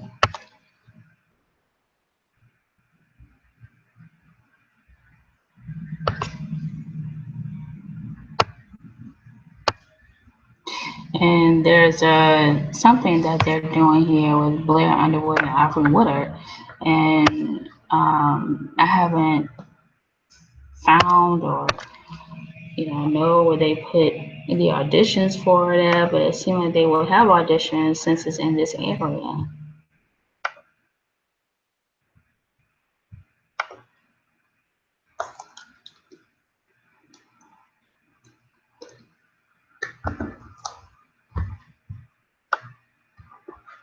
So we caught up on the United Nations newsletters and email newsletters. Now we're catching up on Backstage.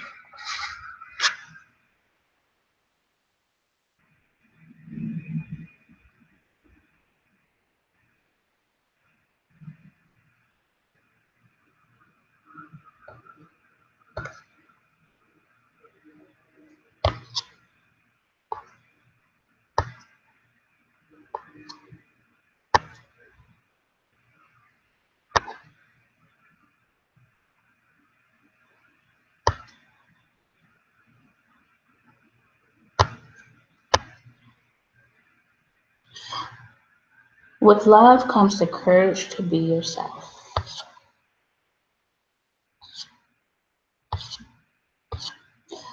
I guess that's one thing that I'm learning right now is that I have that courage of just being who I am in the moment without fear of what someone else thinks about me.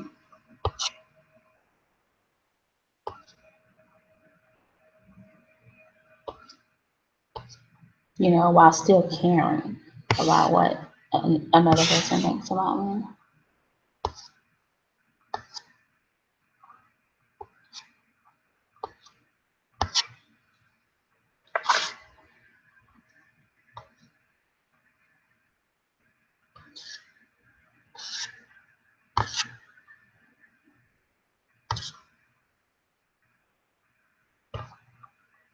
The nine comedic performances somehow overlooked by the Academy Awards.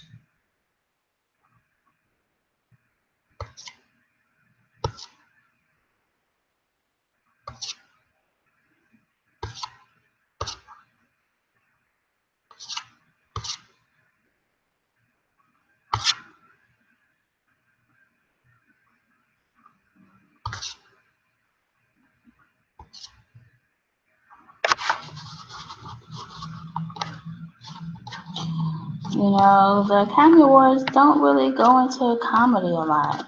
It's mostly drama.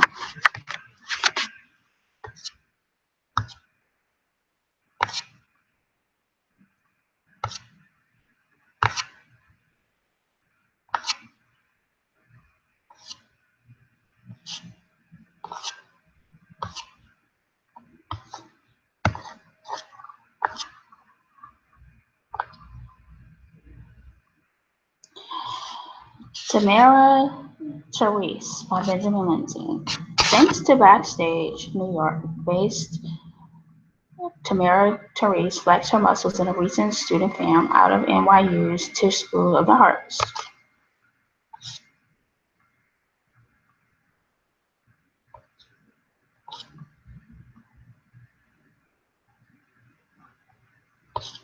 It gives me the chance to build my resume and network with other actors and directors in the business.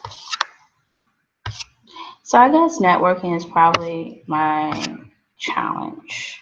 So I'm going to see how I've improved when it comes to networking.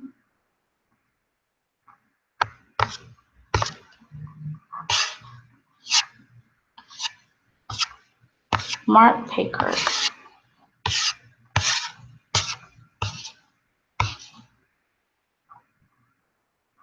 Even Jennifer Jason Leigh has to audition for her roles, and she's considered by many to be one of the most exhilarating actors in film over the last 30 years, from her iconic performance in Fast Times at Ridgemont High to her Go for Broke work in Georgia.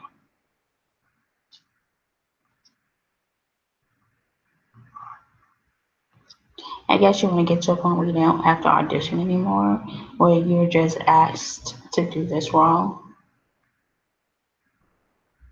But like Tracy Lee Ross, they were saying that Tracy Lee Ross steals audition, and that this actor Jennifer Jason Leigh still auditions as well.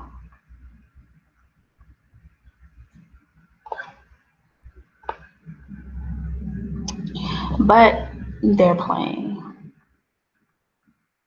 But they're great parts, and they're the best parts.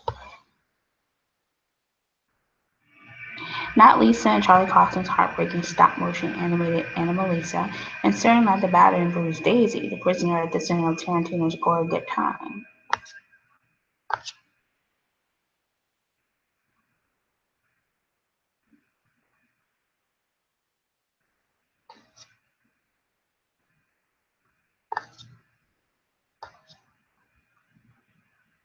But then Tarantino, whom Lee describes as goodness, sat beside her on a couch.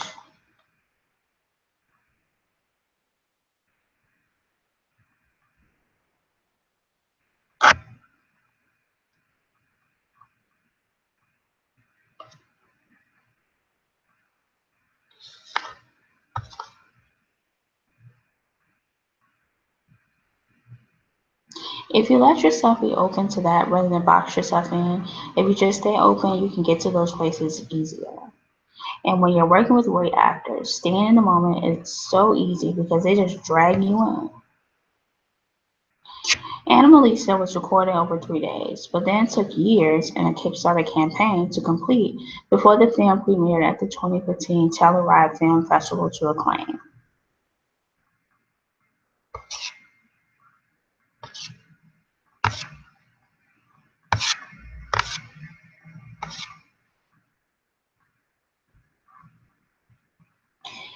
Benjamin Lindsay.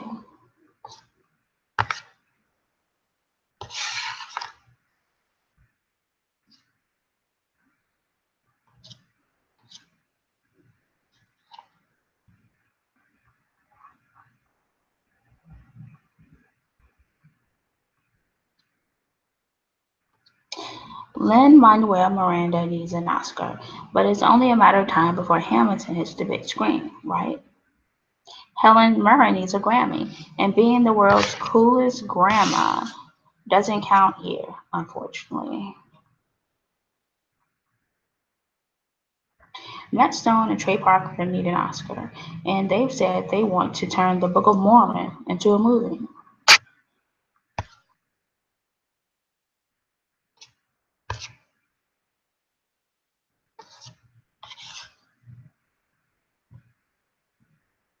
Unless we're talking about Rocky Balboa, it's not every day you'll find a link between the sports world and the Great White Way.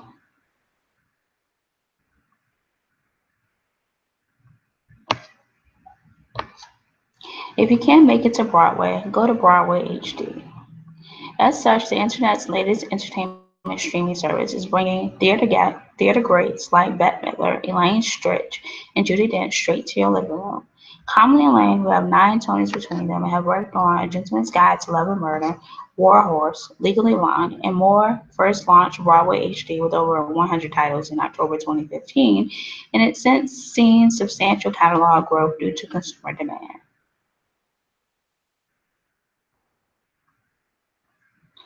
While the site predominantly features Broadway classes via Broadway Worldwide, the most recent being 2010's Memphis and BBC Productions like its Shakespeare Collection series, Broadway HD has quickly piqued the interest of audiences from around the country who can't get to the Big Apple for a live performance.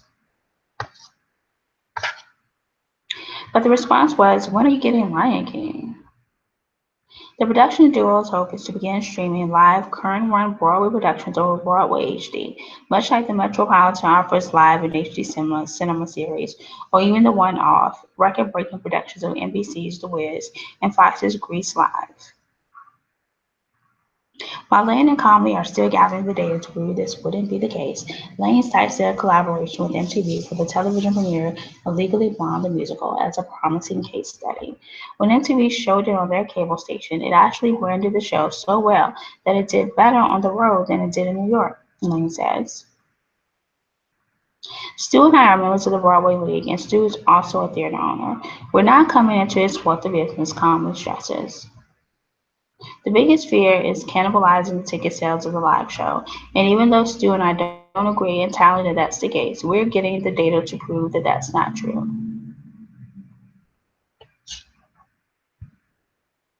So I just happened to turn on the TV. That's one thing about I guess I was just in the loop. I just happened to turn on the TV, and what do you know? Because I really like Legally Blonde.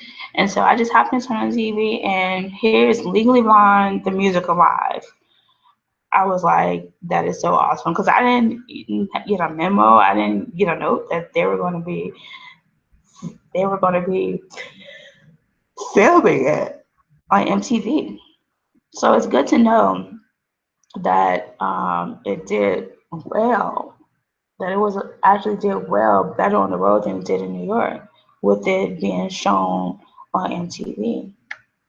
Because, it's not like it was on Netflix where you had to pay for it to see, a Broadway show. It was on MTV, and MTV just happened to be, it just happened to be available on the television that I was watching at the time. But I mentioned about the live version of theater being respected and that it's not recorded. Um, it's not supposed to be recorded. But that's, one thing that I guess is kind of changing. They want to record it live. I guess maybe by doing movies like Chicago or shows like Smash, you know, um, is opening up the door for, those type of recordings. But I still like the live version. I still like it where it's like once you enter the doors and the doors close, it's only you that are privy to this performance. And even if they caught, and even if you had the pleasure of, like I had the pleasure of seeing that, live recording, um, it's just a different market and it still doesn't take away from that liveness of you. Once those doors close, it's just you and, your experience with this live performance, this live show. Every show is different because it's live.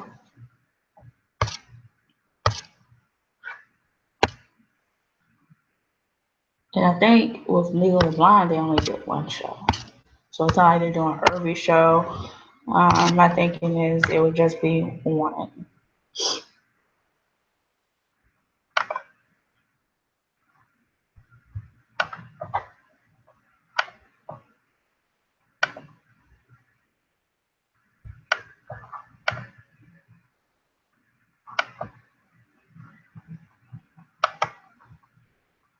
And I would think that they would be careful who they do in the audience. That it would be an audience that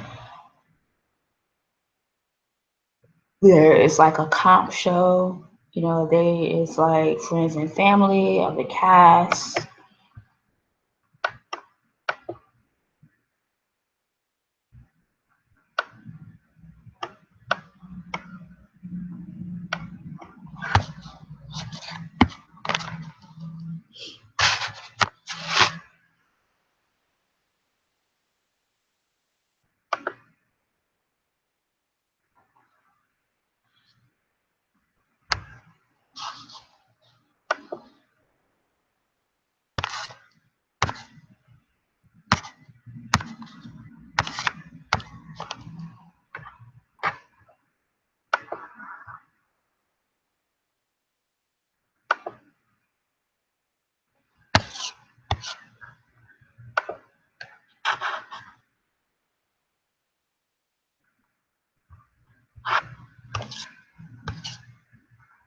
So speaking of Forrest, this one actually, Forrest Whitaker is on Broadway to work hard.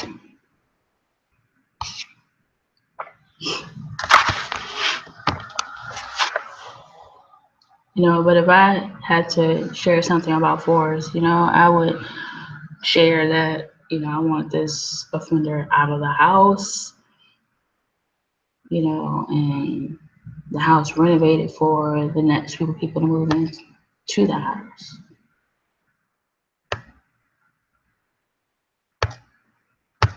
So much has happened there that I wouldn't want to keep it, just like on to the next one, family that actually, contribute to what's going on in the world with Forrest.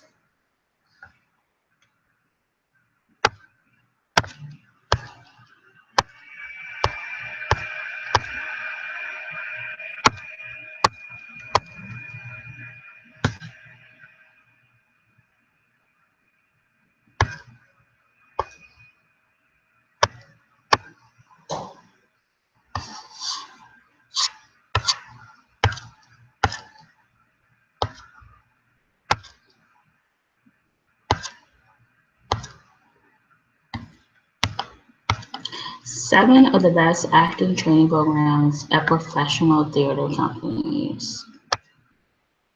And I had thought about Shakespeare Theater Company.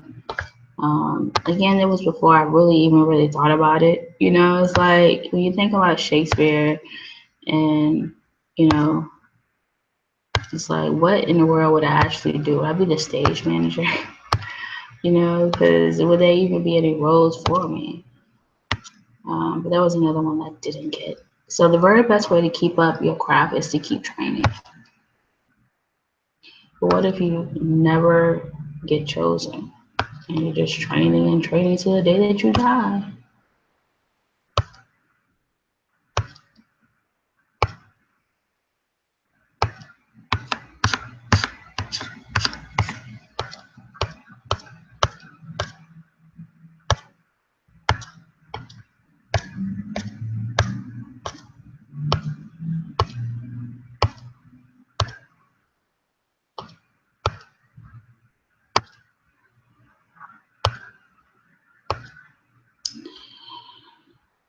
Benjamin Lindsay. Sure, he's the most renowned dramatist in the history of theater, but with his heightened language and iambic pentameter and all, the man doesn't exactly make it an easy endeavor.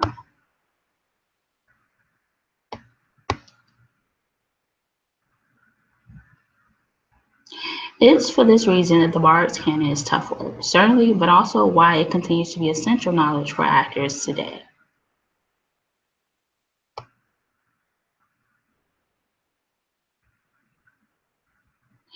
Kaiser says this aspect of Shakespeare benefits actors, particularly in the realm of film and television, where more and more the buzziest productions are shot with CGI and green screens.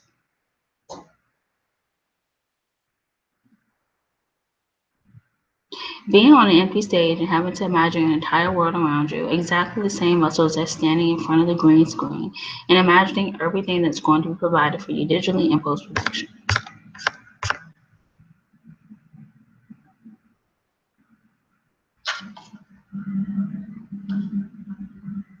Luckily, Shakespeare continues to be the mostly widely taught playwright for actors and students around the world. Conservatory programs like Juilliard consistently rank among the nation's best, but there are also learning options for actors on a budget.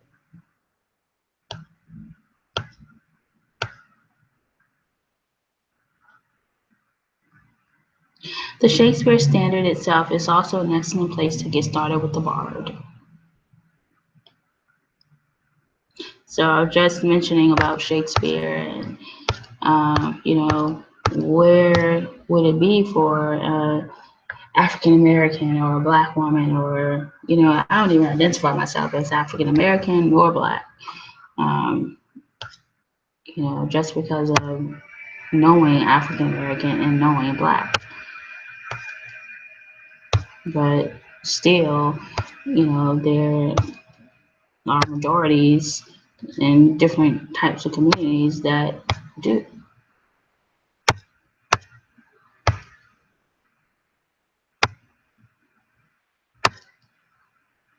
And it's like the entire production of Taming of the Shrew would have to be, you know, it's like, Black people, African American people, brown people, whatever, haven't really done Shakespeare like that. They're mostly went for a lead role, like Hans Fishburne did in Othello, but haven't really gone to the extent of doing the entire casting.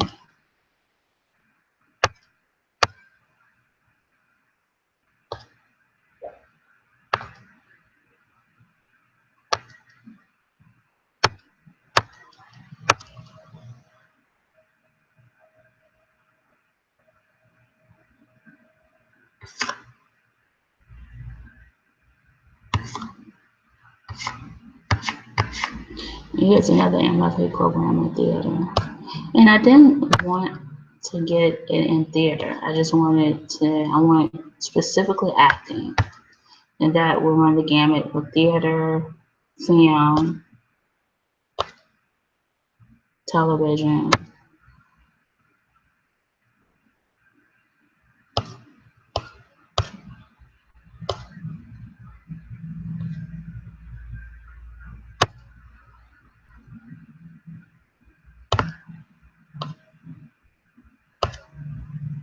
And if I could find actors that started in their 40s, that would be awesome.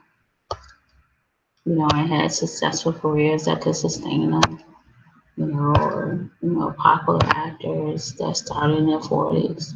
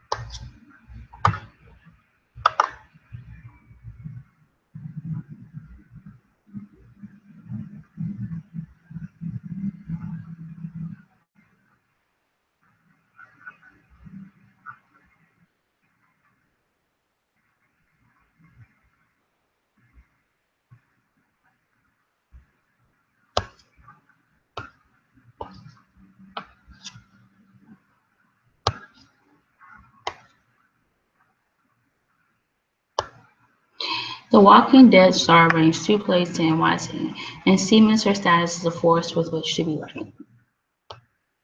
Researching the best colleges for aspiring performers.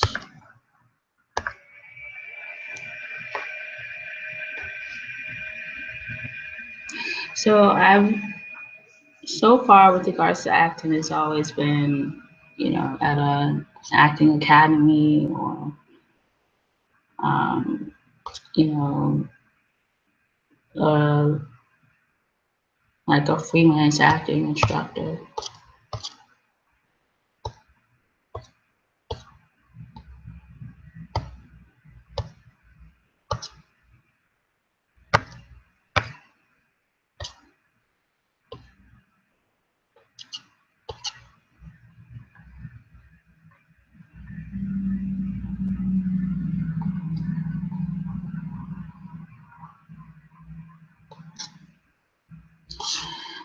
Backstage Vibe with Mary Elizabeth Ellis by Mark Piker.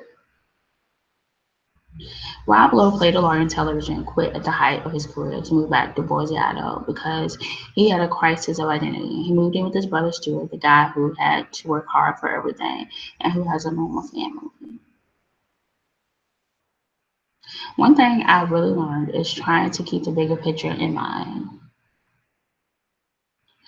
I feel like both myself and the creators of the show and the writers, everyone is trying to make sure that my character doesn't become a typical television wife or mother.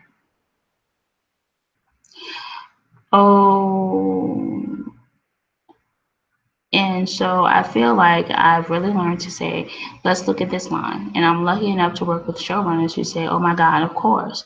We ran out of time writing the scene and wanted to come back to it.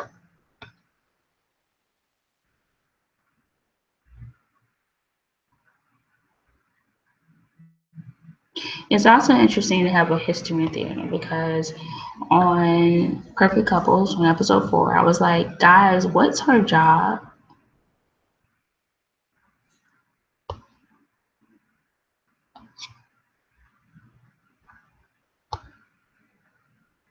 So I guess that goes back to saying being prepared when it comes to acting, and having that, you know, some people have their degree in theater and, you know, others have it in acting and, you know, but and some like Brad Pitt don't have either, just have straight acting classes. 20 of the theater's brightest gather for TEDx Broadway.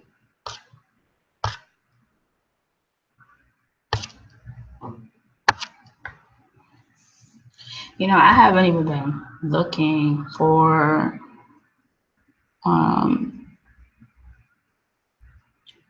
any acting instructors in the area. You know, after the first acting instructor I went to moved away, the second acting instructor died, and then the third one that was like a protege of the second, you know, he hasn't even responded. I sent him an email and he hasn't even responded. So, um, you know, I tried.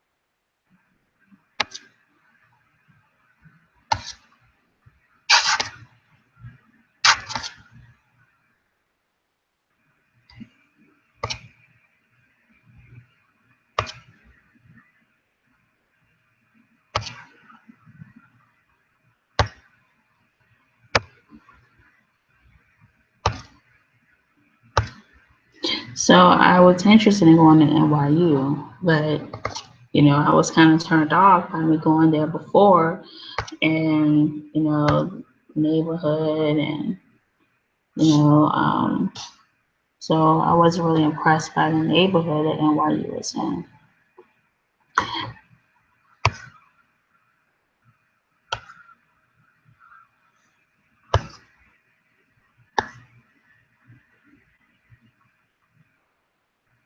So then I started looking at Yale, but then they don't do video auditions. You have to physically go to Connecticut.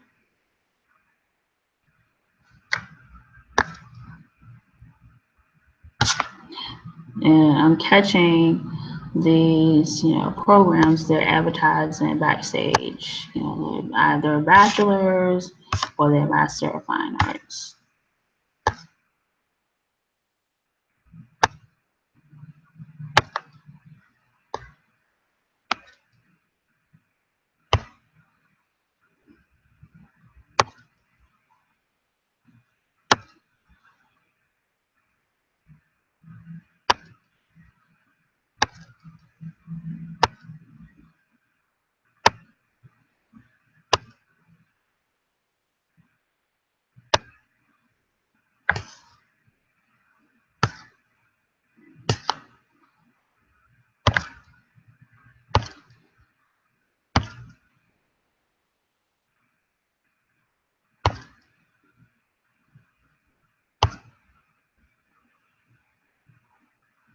Choose to believe that what you have to tell the world or what you have inside of you as an artist must get out. And that's exactly how I feel, especially with writing, you know, choosing and selling or writing a book. Because, you know, I did the Young Authors Contest when I was in school. I would do that several years. Um, and I've thought about it, but I never had anything that was I I felt that could necessarily be successful or that I must get out. And it's like now, you know, I feel like everything that I have with this book that it's a must get out. The big reveal.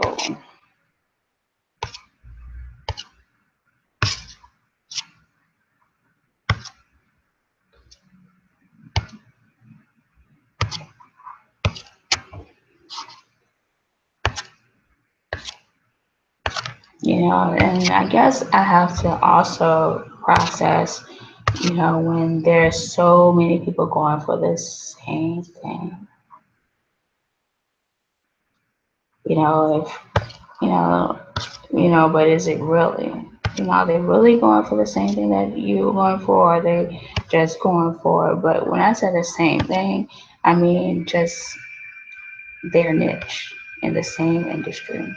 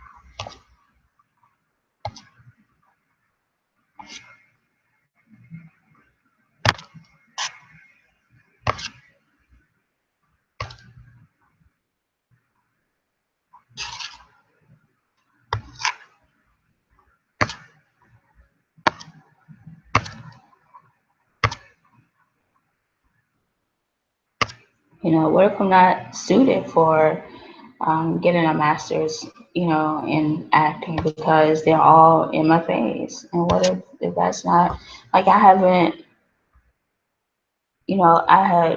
I was thinking about a niche with it, but it just seems like it doesn't go with my letters. And it's like they're all MFA programs.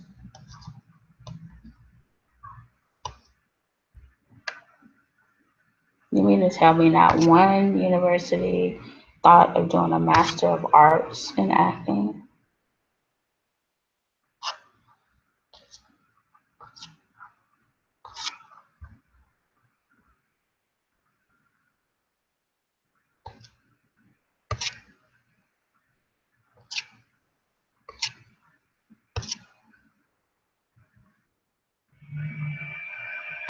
So right now, the only school in Virginia that has a master's in acting is University of Virginia.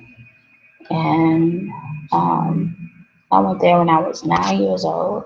I remember I wrote an essay, and it earned me a week or 2 weeks at University of Virginia.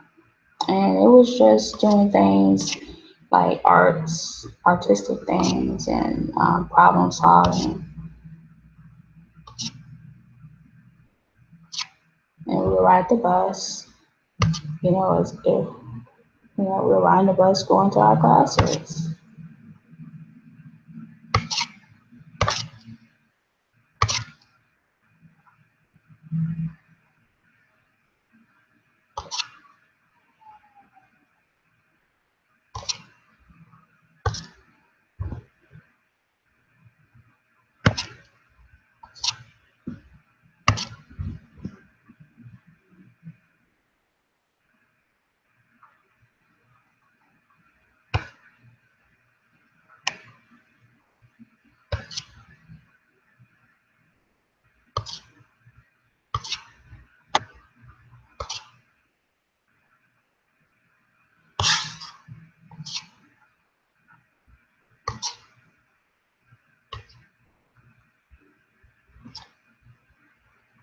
So, Backstage Life, Focus on Love. Russ takes us behind the scenes of both season 1 and season 2, which is already shot and will premiere in 2017. A reference to the beloved Chevy Chase movie. So I think when you do anything, you entitle it love, or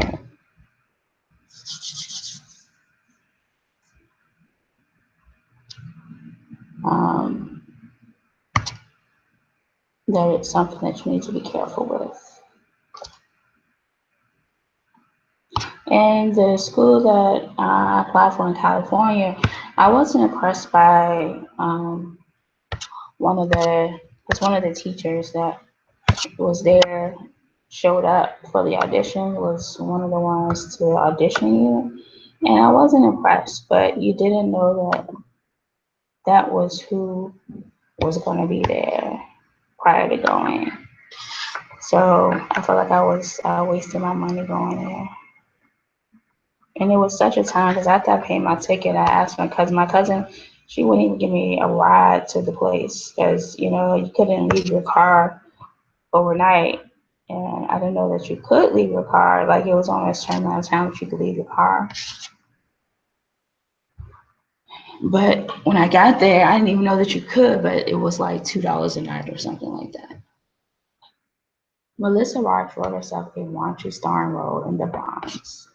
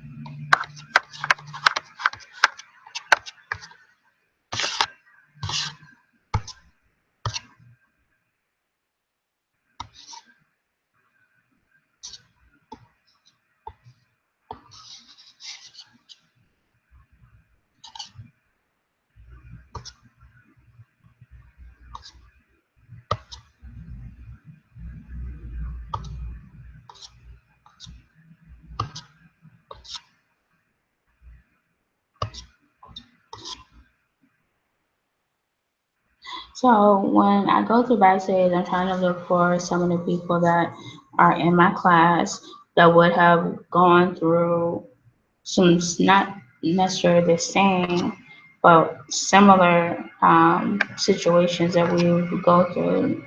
Some people that I could relate well to, or the show could relate well with.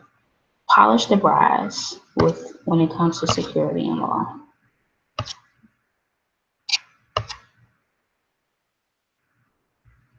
The journalism drama won 5 Film Independent Spirit Awards before taking home Oscar Gold.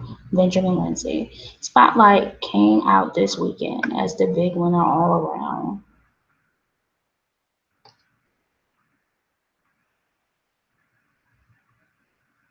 It is very rare to be able to make a film that impacts the world as significantly as this one has, producer Michael Sugar said while accepting the award for Best Feature. For something like this, where I needed a little bit more money, I needed this cast, he said.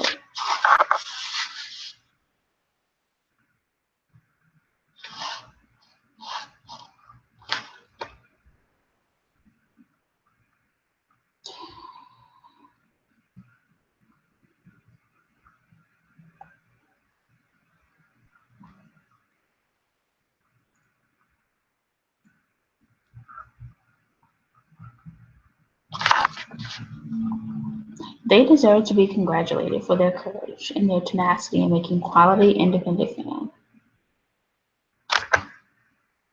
The Big 4-0, which I am almost the Big 4-0 in 2 more months.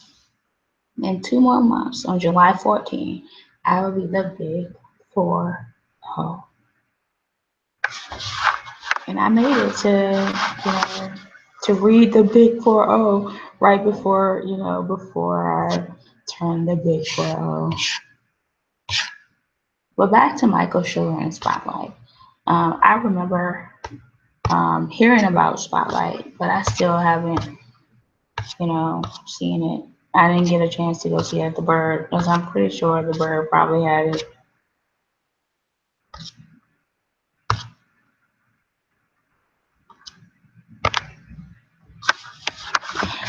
So what type of movies or film would I want to do?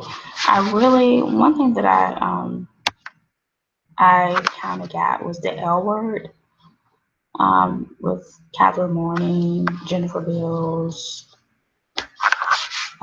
Mia Kirshner, Pam Grier.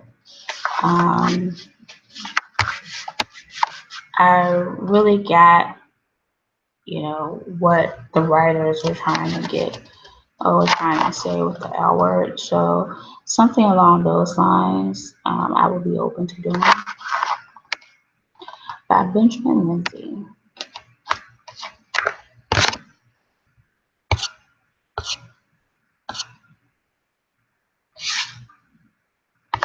So I didn't go into that one.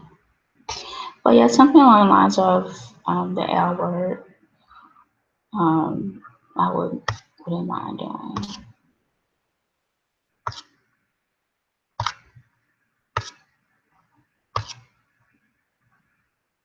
And comedy.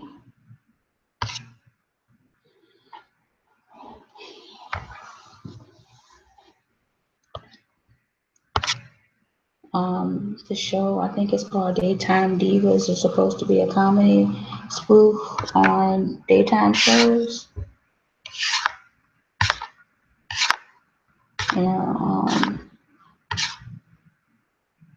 I don't consider myself to be very comical, a very funny comedian, but so I would like that stretch. It's just, I consider myself to be more dramatic or more action oriented. Like that will come easy for me, as opposed to comedy.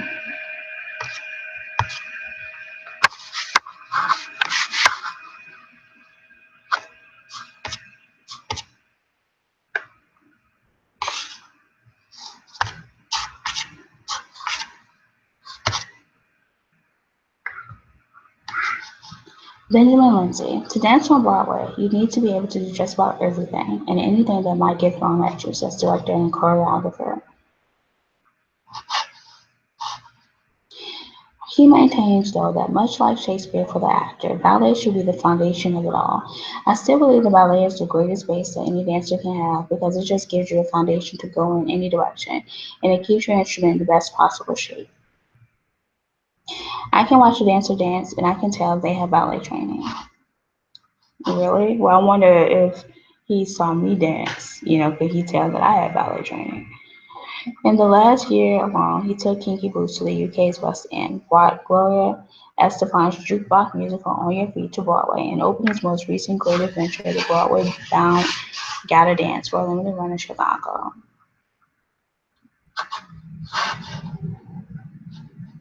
I have to be extremely passionate about it because it takes a lot of time and a lot of energy and a lot of focus. Besides his passion, Mitchell's recent projects also share a birthplace, Chicago. The thing I find about Chicago audiences is that because so much theater is in that town, they actually are exposed to more high-end theater, Mitchell says.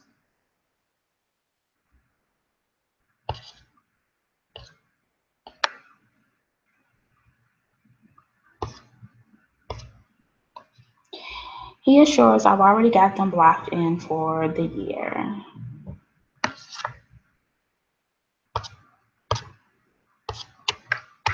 So I haven't seen any theater in Chicago.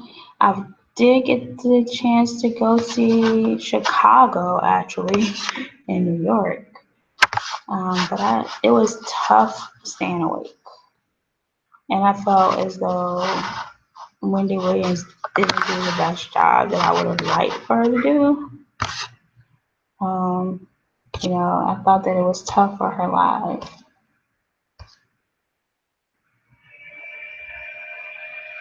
Because that's the one that I went to see when she was doing the role that Queen Latifah had did in the movie.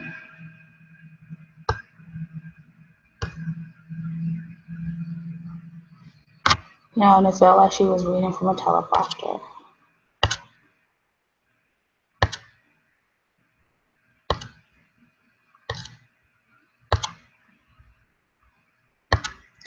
But I had just gotten a massage, so I was like, very in a relaxed state, and it just wasn't, a good thing for me to, like, I should have gotten a massage after going to see the show.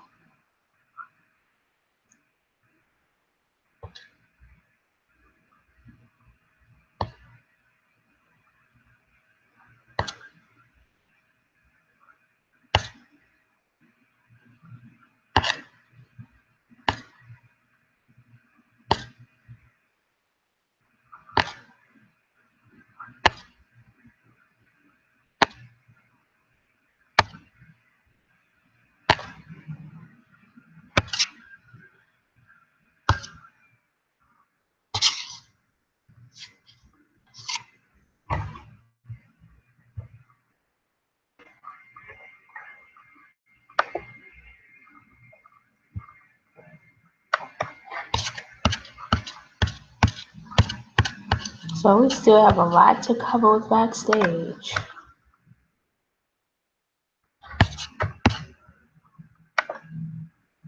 We might not get through all of it today.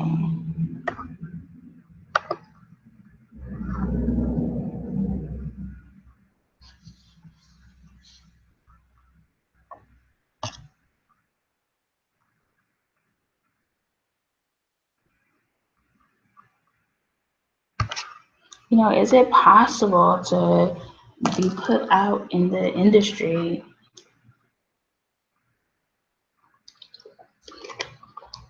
by a few people?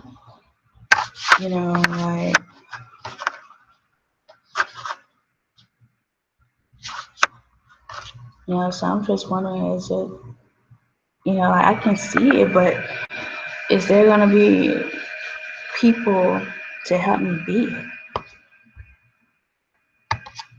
Or am I just gonna be still dreaming? It's the Brooklyn way. Beyond the lights, camera, action. Let's see what this seems like. This is gonna be a promising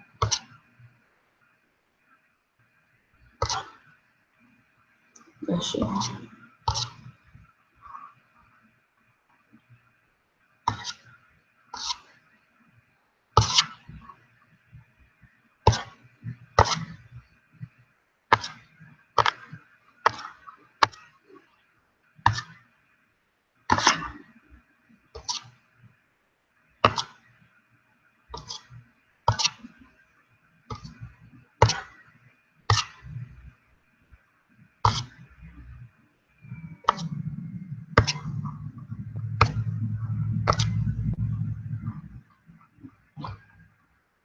The Television Academy is expanding its Emmy Awards categories to better reflect today's variety of entertainment mediums. These changes and more are slated to roll out for the 2016 Emmys, to be hosted by Jimmy Kimmel September 18th. So I wonder exactly what they're referring to. Entertainment mediums. Mark Packard. As former millionaires Johnny and Maura Rose, Eugene Levy, and Catherine O'Hara reach new heights of hilarity while trying to build new lives for themselves, holed up in a seedy motel in the titular town they own. Johnny and Maura are joined in their imperious imperviousness to real life by their adult children. Now season 2 is set to premiere March 16th. Season 1 is available to stream on Amazon Prime, and Levi couldn't be more thrilled to bring back the Roses and his actors.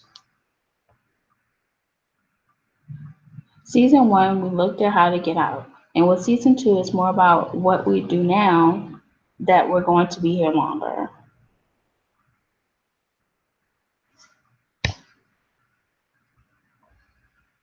We found both through the audition process, Levy says. Emily and I had known from being in Canada, but Annie was out of the blue. Walked in one day and brought the character to life in a way that no one else had.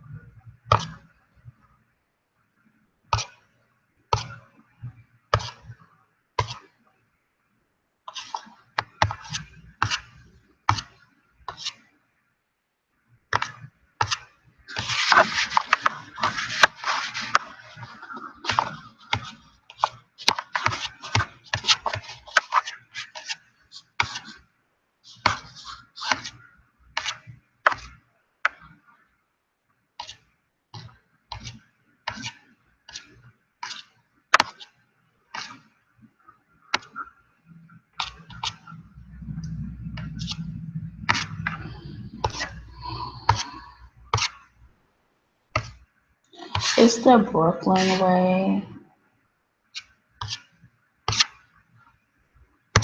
The thing about Brooklyn is I liked being in Brooklyn. It was something about being in Brooklyn that I liked. But it's just the part of Brooklyn that I was in wasn't the best part. We're actors who happen to be based in Atlanta. I haven't gotten a chance to stay in Atlanta. Beyond the lights, camera, action. Benjamin Lindsay.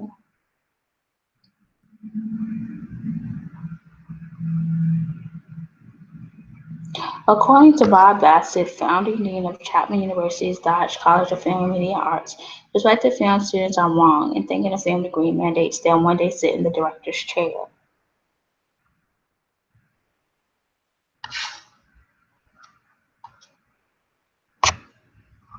They have no idea how difficult actually penetrating the business as a director is. But through an undergraduate's 4 years, young filmmakers explore sound design, the creation or manipulation of audio samples required for a film, and cinematography, the framing and execution of a film's photographic elements, editing, the splicing of shots to narratively piece the film together, and more.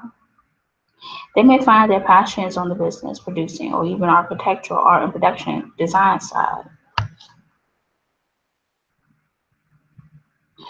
The producer finds the script, raises the money, develops the script, and then decides who will be the best person to direct it. So that the part about that doesn't interest me is raising the money. Finding the script, deciding who will be the best person to direct it, developing the script, I like. It's just the raising of the money. Even with all the options on the table, many students do continue to chase the directing dream. You've got to figure out your own path, and it's not going to be the same as the kids sitting next to you.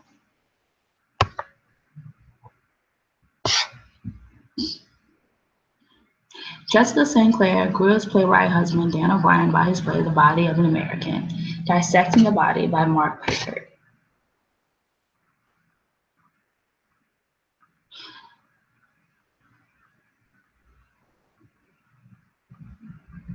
St. Clair recently sat down with her husband to talk about the premiere stages production of his drama, The Body of an American, running through March 20th at NYC's Cherry Lane Theater, starring Michael Cumpsey and Michael Crane, directed by Joe Bonney.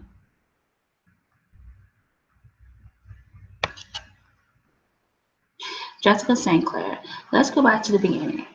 What I want to know is, because we've been together for 19 years and some of it is a blur to me, take me to where you were at emotionally when you reached out to a perfect stranger.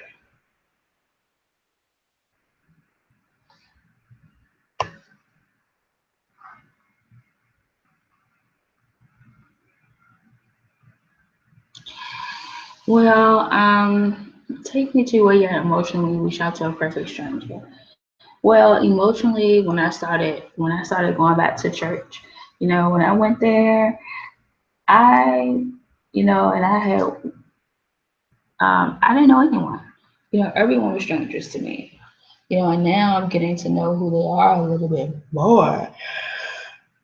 Um, but emotionally, I knew that I need to be in the house of the Lord. So there was an area of vulnerability, and at the time, I didn't know. It was, at the time when I would hear, I just knew that whoever didn't judge me by not knowing me, right? By not knowing me, was worthy of that vulnerability. Um, and some of the people weren't, but some of them were.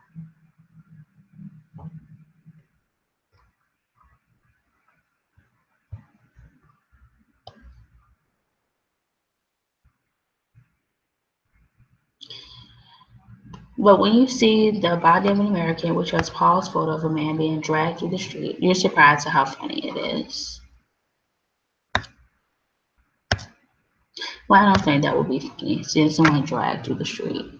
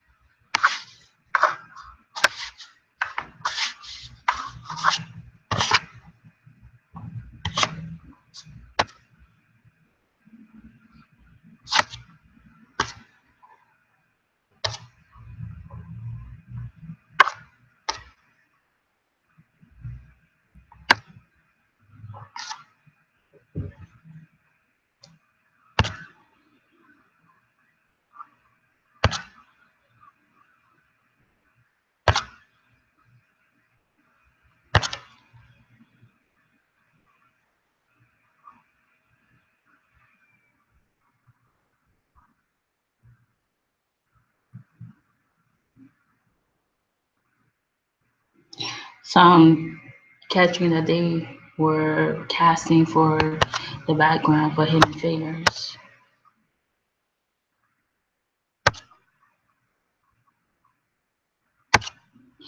And then a lot of times you gotta have certain clothes and outfits when you know, and I don't have anything.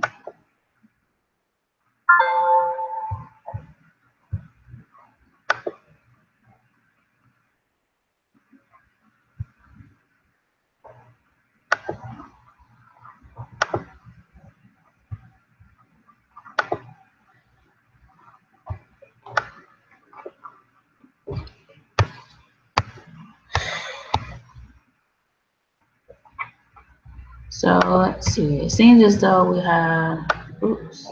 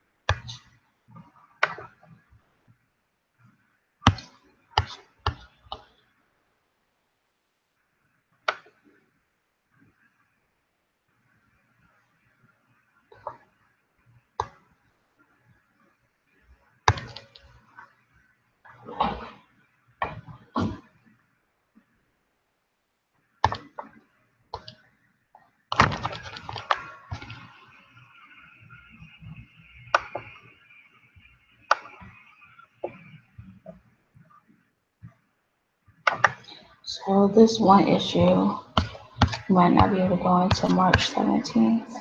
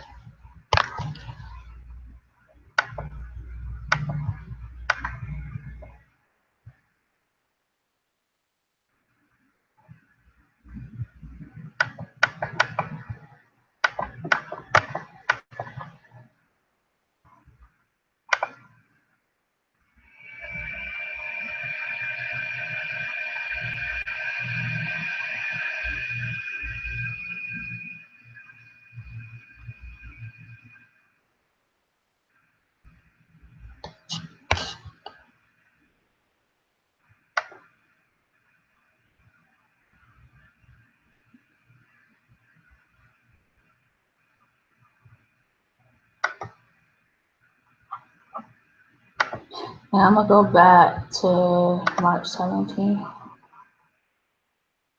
and see if I can pull that one up.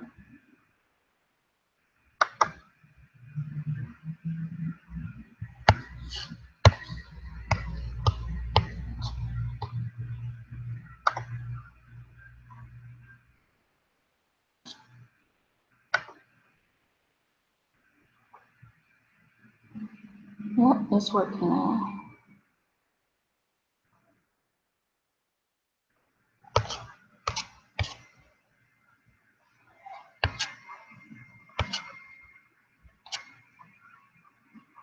The bread goes puritanical in the crucible.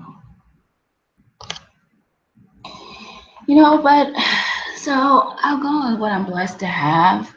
And one thing that I've learned was that theater and television, now,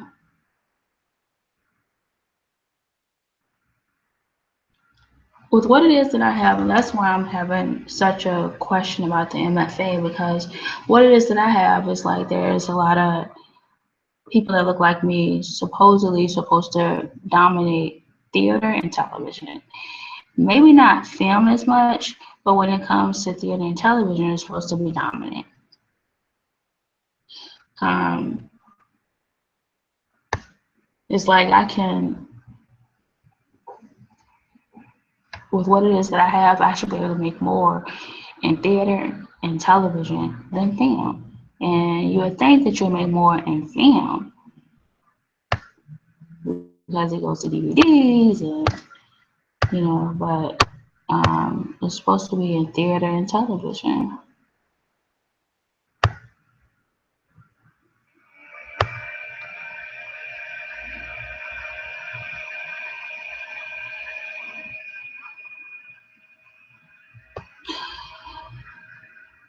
Benjamin Lindsay with Backstage 5 with Carrie Preston. It's always fun to be back on that show because it's one of the best characters I ever got the opportunity to play. And then, as always, they bring her in to solve a problem that they don't know how to solve. We did Shakespeare in the Park, and then we moved to Broadway. It's very much about solving the scene, I think, and coming in with a strong take, but not having it set in stone. Everybody's just wanting to see you be a living, breathing human being who is having a fresh, authentic experience.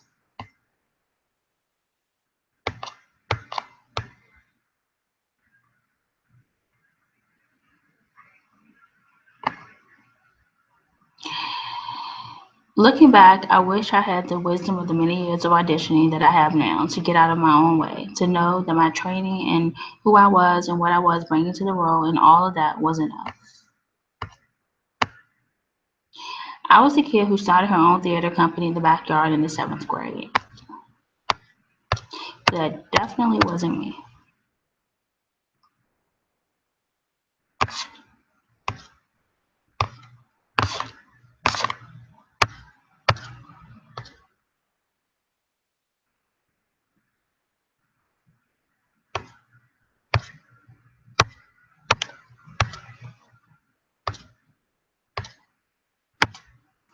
So that would mean that, any texting or about theater and television will be predominantly people that look like me, in terms of skin color or race.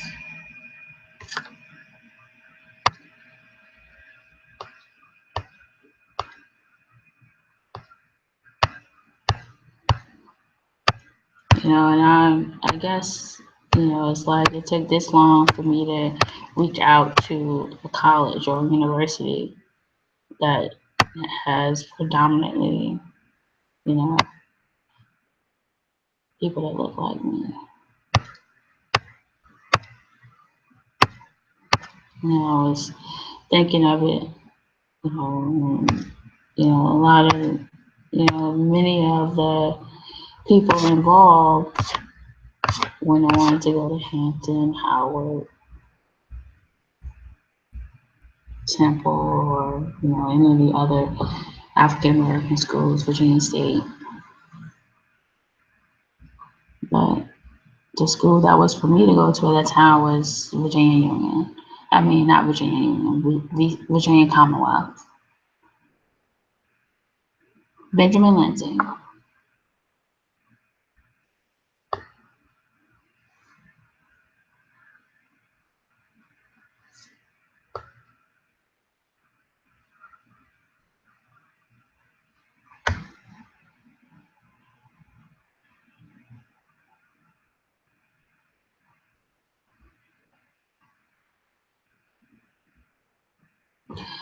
Upgrade to Easy Voice Recorder Pro, $3.99 for Bluetooth capabilities, file sharing, and more.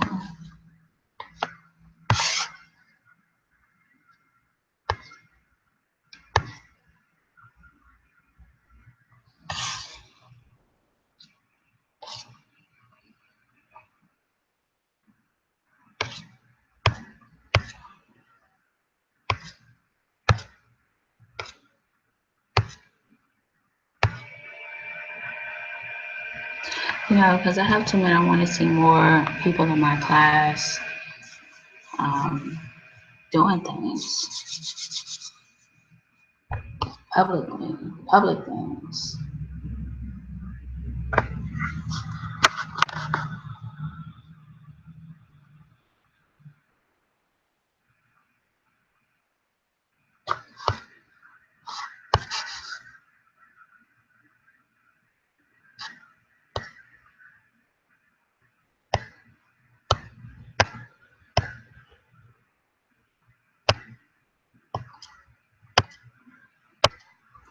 Taraji Henson, speaking of Hidden Figures, I was just thinking to myself, she did Baby Boy, she did Think Like a Man, and there was like sexual scenes, you know. Um, I haven't looked at her resume, but I wonder how much of that is sexual and how much of it is not. But she's done a lot of African American or Black movies. And I guess that's the benefit of going to universities such as Howard.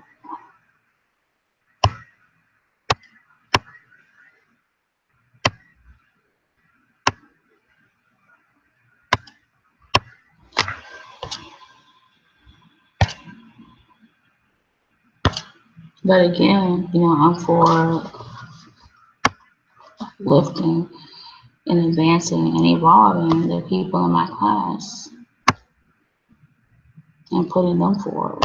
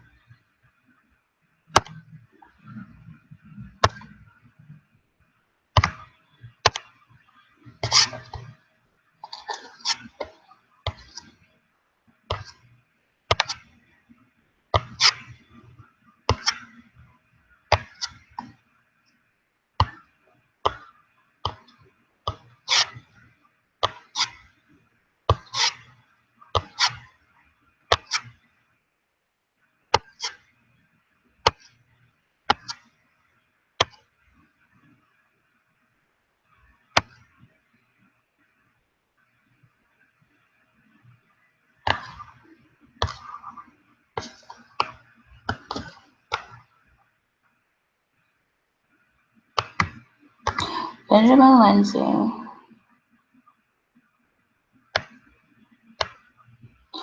While he cites West as a musical revolutionary, he thinks the Last Week Tonight host can do better than hashtag make Donald Trump African.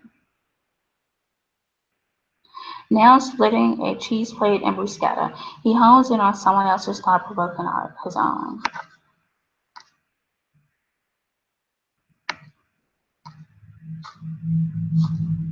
At the tail end of summer 2015, The Carmichael Show beat the odds and nabbed an audience over the course of 3 weeks and 6 episodes.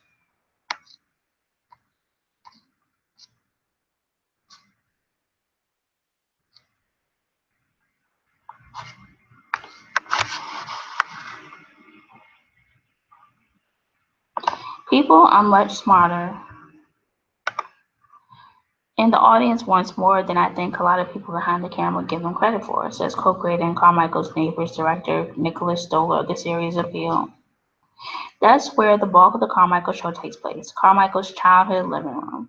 Largely inspired by the dynamics of his own family growing up in North Carolina, Carmichael plays Gerard and is joined by all the genre's necessary players: a celebrity down-and-out brother, a loud, opinionated father, a jovial and equally opinionated mother, and Carmichael's black sheep, and as the series points out, half-black girlfriend Maxine.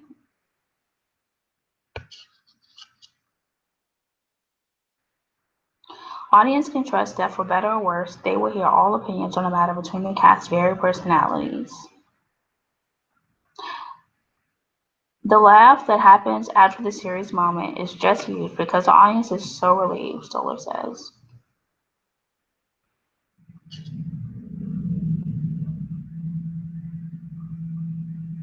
So it's one show I haven't gotten a chance to watch. Because again, I'm for evolving my class. Just because I think not only I, but my class have a lot to get out. Contrary to popular belief, though, Carmichael says stand-up isn't all about the laughs. Obviously, laughs are an important thing, and you want to be funny, and you want to give audiences that experience, but you also want them to feel some type of connection to what you're saying.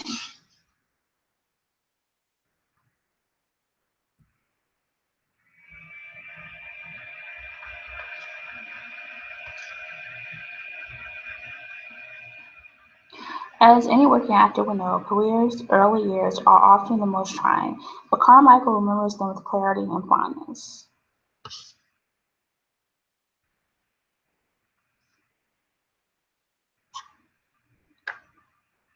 A lot of people jump in and sort of make it a business first, and while I knew my work could obviously prove profitable,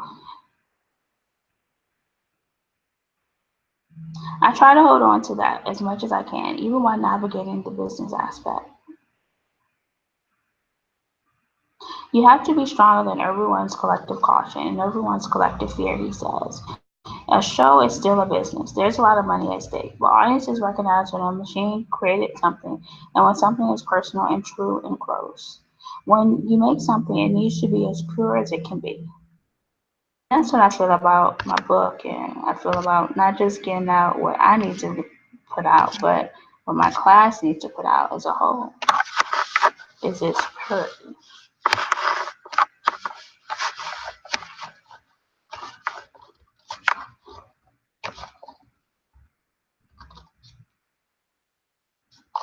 Benjamin Lindsay. I believe that style can make or break an audition, Brucker says. Of the actors I work with when they're auditioning, it's really about nailing that look before they even open their mouths. While it's wise to adjust your hair or makeup style to better fit a project's tone or character's personality, your performance should be what sets you apart, rather than any loud fashion choices. Simple is always better, but it's good to have a little bit of theme and messaging in what you're doing. It's going to be distracting. If you want to be fun, bubbly, and approachable, you might wear your hair down with a little wave in it for a girl, Brucker says.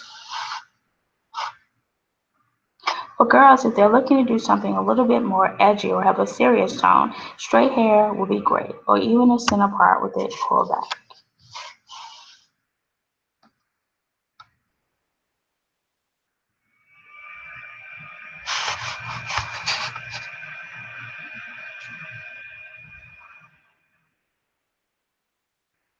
Keeping it natural means blending the makeup so it leaves no harsh lines, employing a conservative amount of makeup, and maintaining your skin's overall health.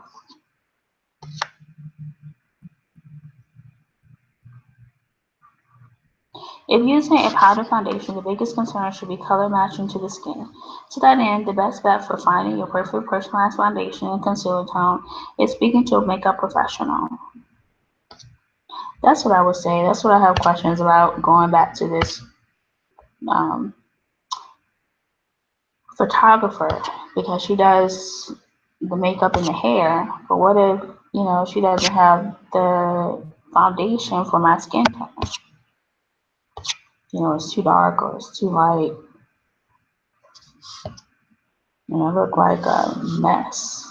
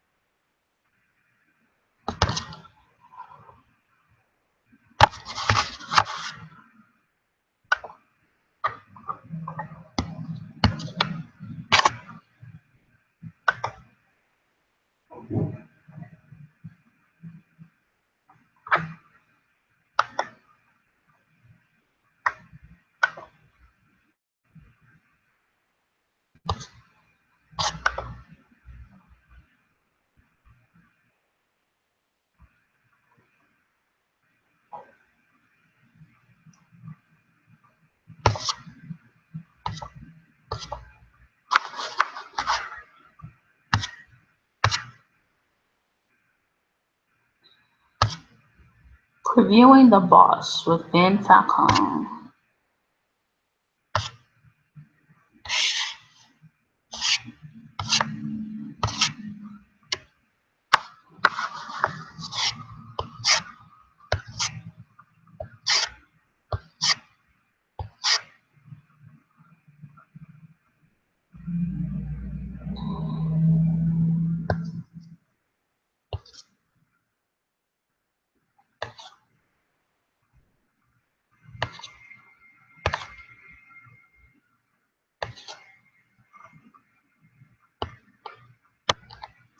Mark Baker returned to Broadway for the first time since the 2013 production of Cat on a Hot Tin Roof.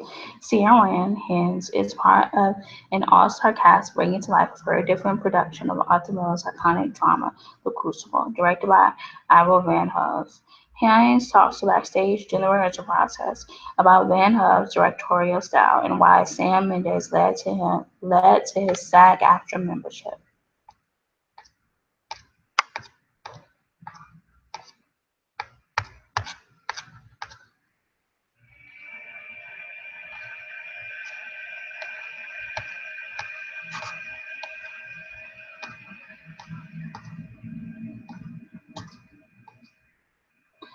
Step into the bullpen. TDF works with Broadway to bring accessibility to autistic audiences.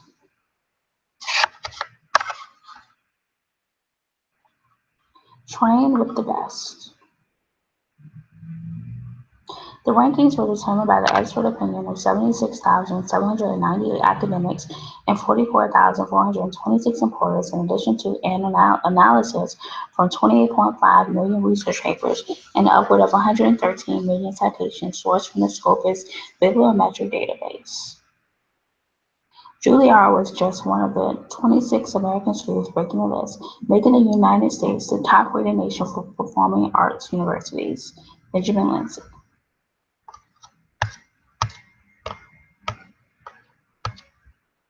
I was thinking about applying to Juilliard. I tried to apply. Um, I tried to apply there, but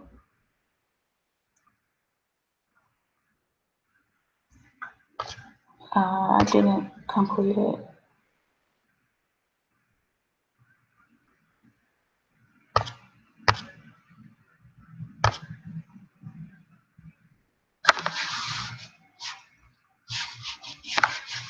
Ben Falcone, the boss.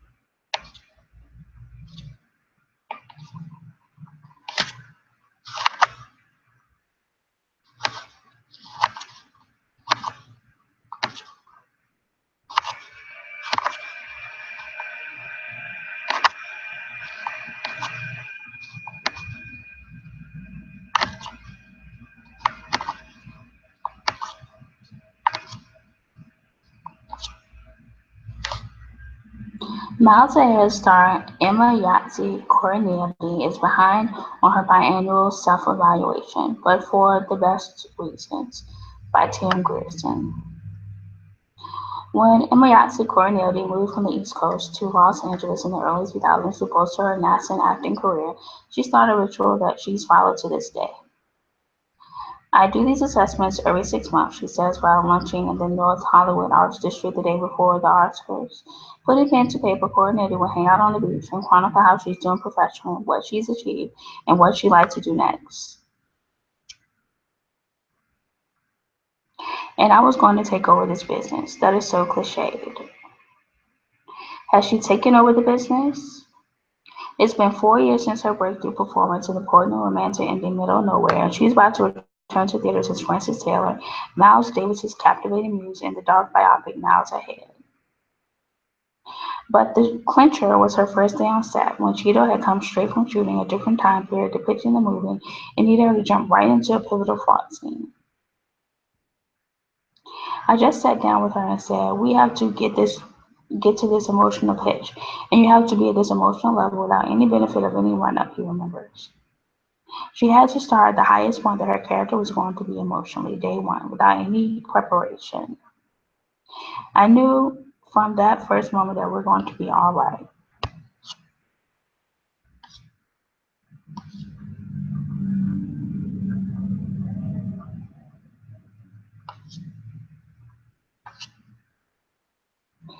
I grew up a tomboy.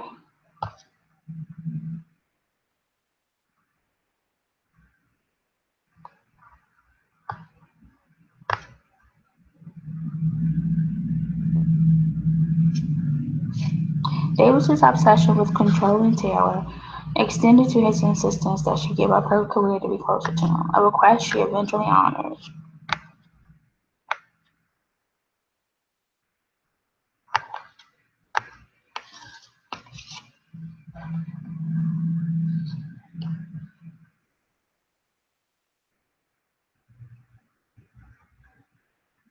You don't want to be a lawyer. You want to play a lawyer.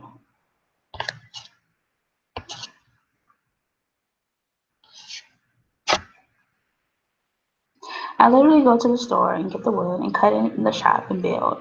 That student pays off for her preparedness. But sometimes I've been a bit of a hindrance because I think I worked hard, so this should be the result. That lesson has had to be learned several times over the years. Since moving to LA, she's worked on indie films that sat on the shelf and has been part of promising palettes that never got picked up.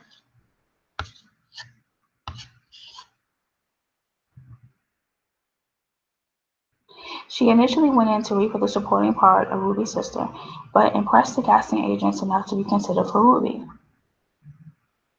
Just being in that place of trying to be everything for everybody is how I relate to her.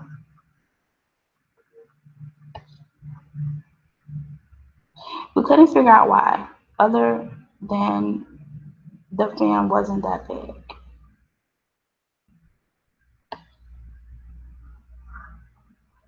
April will be a big month for her. Not only does she have Miles Ahead, but the indie horror thriller The Invitation, which she made with Girl Fight director Karyn Kusama, also hits theaters. She has done her best to keep her head down, have faith, and attend to her semi-yearly assessment report.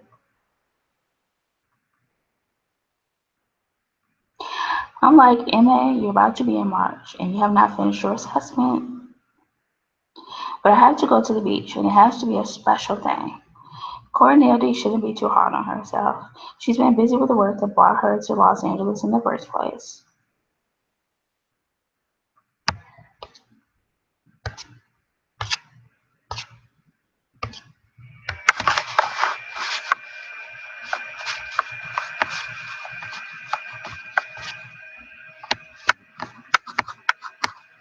Again, I was thinking about going to Los Angeles, but Pastor, when he did his 2025, it kind of grounded me and just had me go into the thinking that maybe I should just stay here.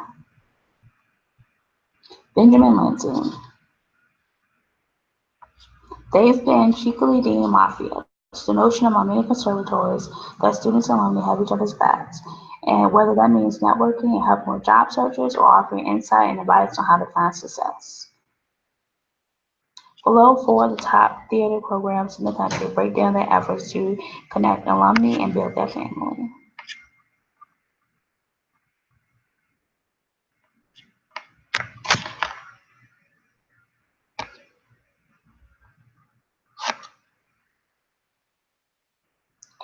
New York University's History of the Arts, NYC, we're putting 350 new artists out into the world every year.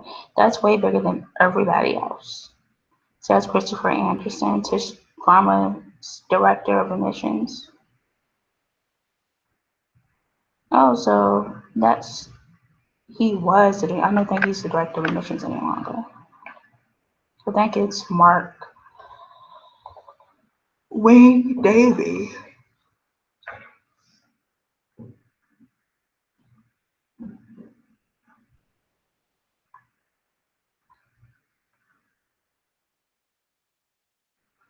We hear time and again of the work our alumni created together, says David Bridle, the school's interim dean. Alumni frequently look to work with fellow SDA grads because they have confidence in the Mutual Artistic Foundation and love both commitment. And that's University of Southern California.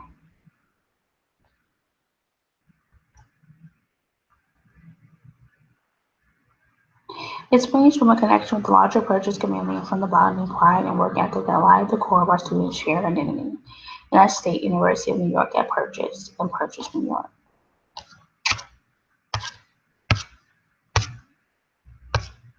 And then there's the IRDAs, where you pay a fee to IRDA to audition for, they come together in New York, all these different colleges that have master programs, looking for master students in the arts for acting, writing, directing.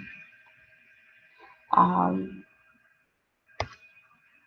they come together in New York and then go from there. I haven't been through it, so I don't know what happens after you audition for them, if you have to pay an additional audition fee or if the audition fee is waived because you did the IRDAs. Take the next step to becoming a professional. But it's University Resident Theater Association, I think is what it's called, URTA. You can find more information at urta.com if you're interested. And not every program, acting like NYU doesn't use them, but UCLA does. USC doesn't use them, but University of Arizona does. So not every program uses IRTAs, but several do.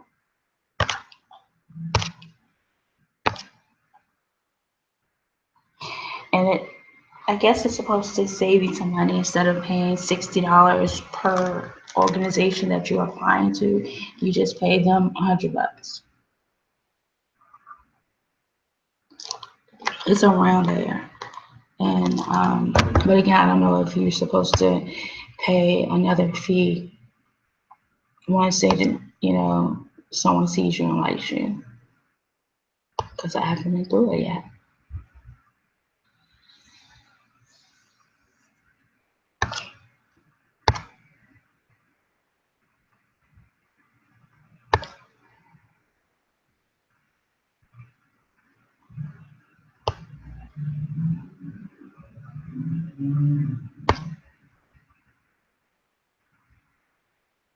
I saw a music video, Macklemore, they're looking for.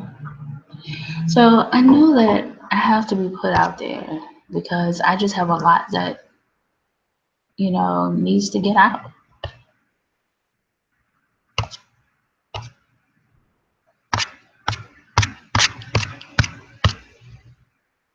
And I feel like I can tell the difference between being a private person and being a public person. And everything that I have just points to me being a public person.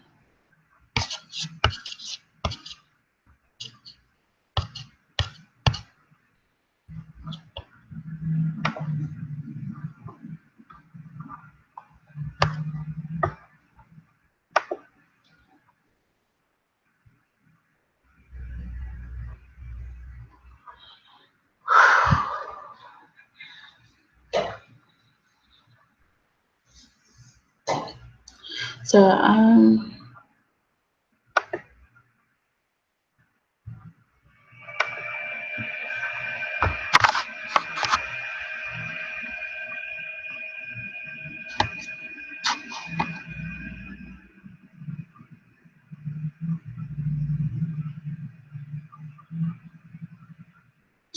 I think I'm going to stop here, and I might do another show in a little bit, but I want to take a big break and just end it with that that we talked about, the IRTAs and IRTA.com. And both of those that were mentioned, or neither of those, use IRTA. Purchase, I don't think uses IRTA. USC, I know does not. And NYU, I know does not.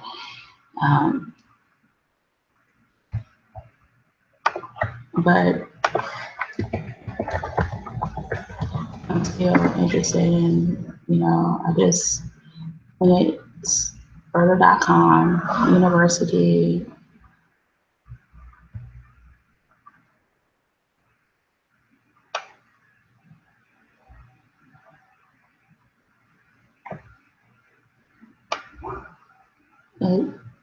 it doesn't immediately come up, and it used to on their website.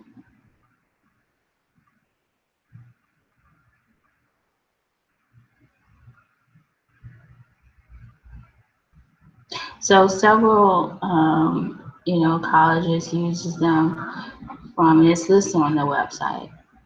And it tells more about the auditions and interviews that they do, the programs and services.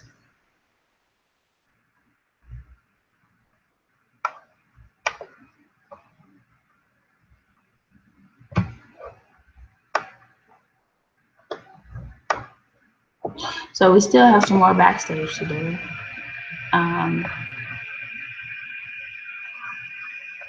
But I'm going to stop it right now. I'm going to stop this particular show right now. So this has been a Late Late Show with BT. Bye.